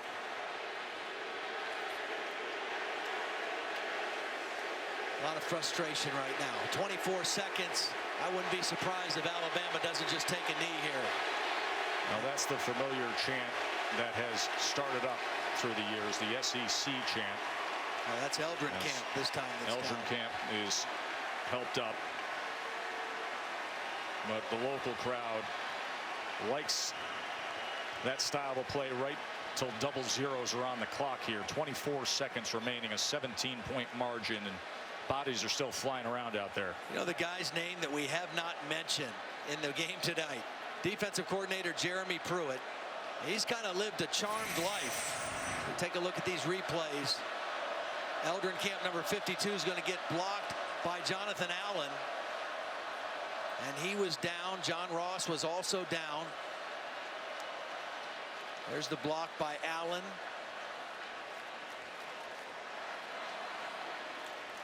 But Jeremy Pruitt, 10 years ago, he was coaching high school football in the state of Alabama. After the play was over, there were 2 unsportsmanlike conduct fouls committed, both by Alabama. Unsportsmanlike conduct, number 2. Unsportsmanlike conduct, number 98. Both of those fouls will be enforced half the distance to the goal. It will be Alabama's ball, first down.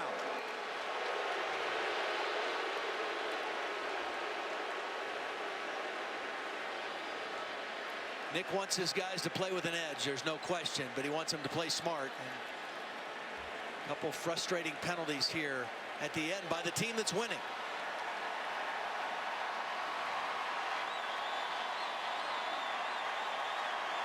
There's Jeremy Pruitt with the white hat next to Nick Saban. They want to talk to these guys and just make sure they understand that they can't have plays like that. Tony Brown was one of the guilty parties on that last play. I mentioned Jeremy Pruitt. 10 years ago, coaching high school. He was an assistant at Alabama 2007 to 2012. Was a defensive coordinator at Florida State for 1 year, and they won the national championship. Ironically, that defense had 8 touchdowns. His defense this year just notched their 11th defensive touchdown. Second year as the coordinator here at Alabama, the first year. Nick Saban is going to have a chance at history. Coach Peterson, first time he has lost a top 10 matchup. 24-7 is the final here in the college football playoff semifinal. Holly. Well, Coach, after the first half, things really shut down for your defense. What did you change against this Washington offense? We didn't. After the first series, we played pretty well. I mean, people like these guys have a script. They did some stuff that got us a little bit off balance, and we didn't do our responsibilities. But after we got in the flow of the game, I thought we played pretty well on defense. You told us to expect more of Bo Scarborough, and boy, did we get more of him. What did you think of his performance? Well, Bo's been really playing well for us the last 3 or 4 games, so we want to play him more. And guy's hard to tackle. He's big and powerful, and playing with a lot of confidence right now. And he did a great job for us today. You're on to the national championship, but I know you can't be happy how that ended with the penalties. What do you want to see you guys clean up moving forward? Well, I think guys can't lose their poise. You know, somebody cut Ruben, and everybody got all upset about it. I mean, you know, we got a lot of guys that can play at the next level, so they get a little bit upset when things like that happen. But I don't think it's right for our guys to make emotional decisions like that. That's not what we want, and we'll get it fixed. Will you go and watch that next game after us? Yeah, I mean, we got to get ready for another game, and you know, I mean, try to take advantage of the opportunities that we have. All right, thank you, Coach. All right, thank you. Bo Scarborough, they told us that you're like the closer. They bring you in for like the 100-mile-an-hour pitcher at the end of the game. How were you able to get that long 98-yard touchdown drive going? I mean, you know, my offensive line and my receivers blocking. You know, they opened no holes for me to get through. I took advantage of them, so I want to thank my offensive line for doing their job tonight. You have had injuries throughout your career. You came in with a lot of expectations, but the injuries have held you back. What does it feel like tonight to kind of reach your potential so far? I mean, you know, it's feel great to be back on the field. And, you know, it's all a mental thing. And, you know, you got to train hard to become the best. And that's what we did tonight. Brian Anderson coming in, give you some help. Took your offense a little while to get going in the first half, some miscues. What do you think you want to clean up moving forward? I mean, we just got to come out and start fast. And, you know, that's our biggest problem right now. We got to come out, start fast, and we got to finish strong. All right, we'll see you in the national championship. Thank you. Thank you. Thank you, Holly, as you're watching the Ford post-game show. Joe Tessitore and Todd Blackledge with you here. Alabama's going to be playing for the national championship. You know the formula. It always starts with defense with Alabama. Scarborough had a big day, but that defense is something. Well, they came in with all the rankings and ranked first in all the major defensive categories, and they lived up to it today. They really shut down this vaunted Washington offense, held them to 194 yards of total offense, the lowest total of the season, sacked Jake Browning 5 times, and then they did what they've done all year, and that's forced turnovers. They ripped the ball out from John Ross, giving their offense great field position, and then, as they've done for the 11th time this year, they not only create a turnover, they score with the football. Ryan Anderson on the interception return, uncannily the 11th defensive touchdown for Alabama this season. There are the season numbers. Number 1 in so many statistical superlative categories, and then today, holding Washington to 7 points. Total yards, 194.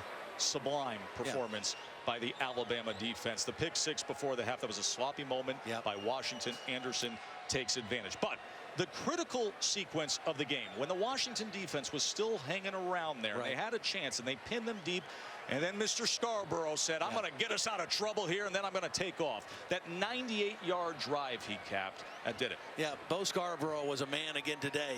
He's been playing really well the last 2 weeks. Holly has called him, he's like the fastball. He came in, he runs north and south, he runs with low pad level, he breaks tackles, he is a physical presence.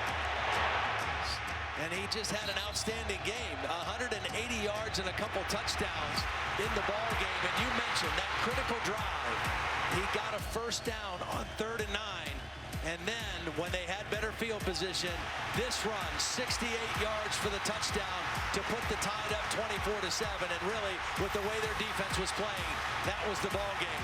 Bo Scarborough, their big back, running strong on that 98-yard drive. Think about all the greats in recent history, from Mark Ingram, Derrick Henry, Trent Richardson, Eddie Lacy, and going back through history with Bobby Humphrey and the rest. That's now the Alabama Bowl record, 180 rushing yards. Bama's in. They're going to play for the national title. We got to get the other answer here in the college football playoff. So we send it to Reese Davis and the crew in Glendale, Arizona at the PlayStation Fiesta Bowl. So long from Atlanta. Reese, take it away, my friend.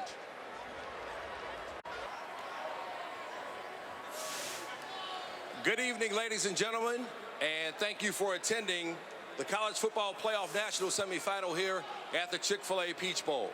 I'm Stan Verrett. First of all, let's thank Chick-fil-A for its support of college football. It's time for our trophy presentation and the presentation of the Player of the Game Awards. Let's welcome Percy Vaughn, chairman of the Chik Fil-A Peach Bowl, to present the George P. Crumbly Trophy. Thank you. On behalf of the Chik Fil-A Peach Bowl and the College Football Playoff, congratulations to both teams for an outstanding game tonight. And now, on behalf of the playoff semifinal and Chik Fil-A Peach Bowl semifinal, I am pleased to present the George P. Crumbly Trophy to Coach Saban and the entire Alabama nation.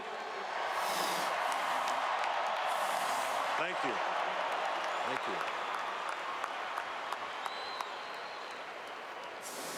Just want to say thanks to all of our players and coaches who did a magnificent job of working all year long to give themselves this opportunity and to take advantage of it today in this game against a very good Washington team. This has been a great week for us. We appreciate the fans and your support all year long. Great atmosphere for us today. Thank you very much, and roll Tide. Coach, I have a couple of questions for you. First of all, your defense has been so special all season long. They've been the best in the country all year. They did it again tonight against an explosive Washington offense. What is it about those young men that makes that unit so special? Well, they're a very competitive group of guys, and they play a little hateful out there, and that's a good thing when you're playing defense. But you know, they're cool in the end of the game, but we got a lot of good players, and they play well together, and everybody did their job well and did a good job against a really good Washington offensive team. Now, as you know, there have only been 3 college football playoffs.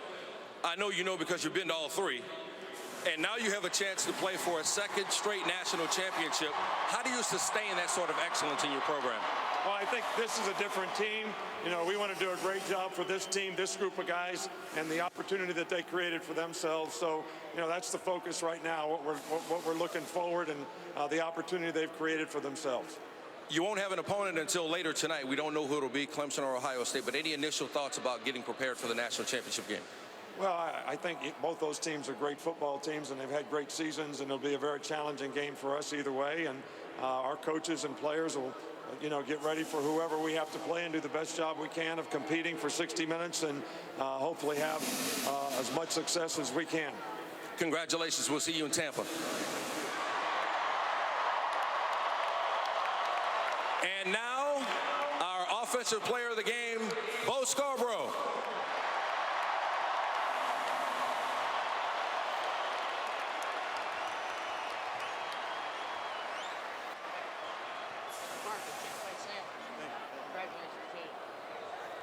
Bo, first of all, congratulations on the win and getting to the national title game. You had 2 spectacular touchdown runs in this game, and I'm not sure if you know it, but no Alabama player has ever made a longer touchdown run in a bowl game, and no Alabama player has ever run for as many yards in a bowl game. They've had some great backs here. What does that mean to you? I mean,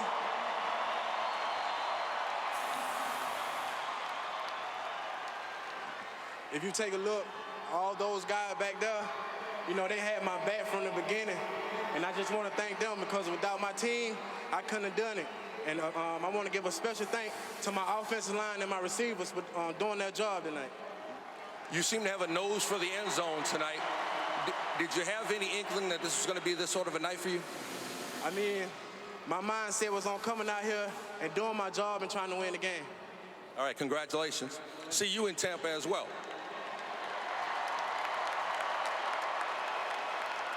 And next up, our defensive player of the game, Ryan Anderson.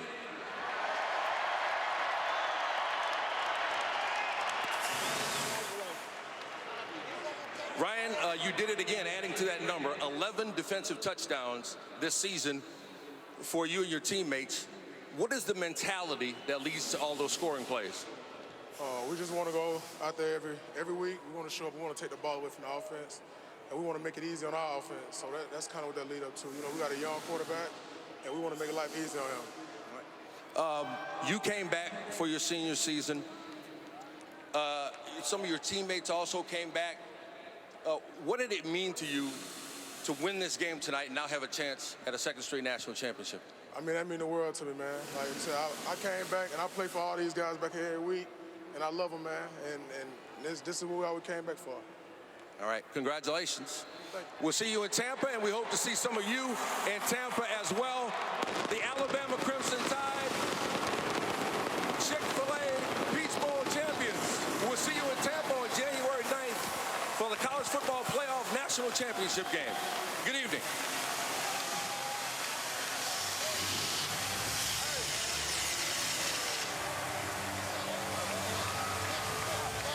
There he was, Nick Saban, one win away from the 6th national championship, which would tie him with head coach Bear Bryant for most all-time in the poll era. Just one win away. And amidst all that confetti, Trevor, as we continue our post-game coverage here, following that Chik-fil-A Bowl there,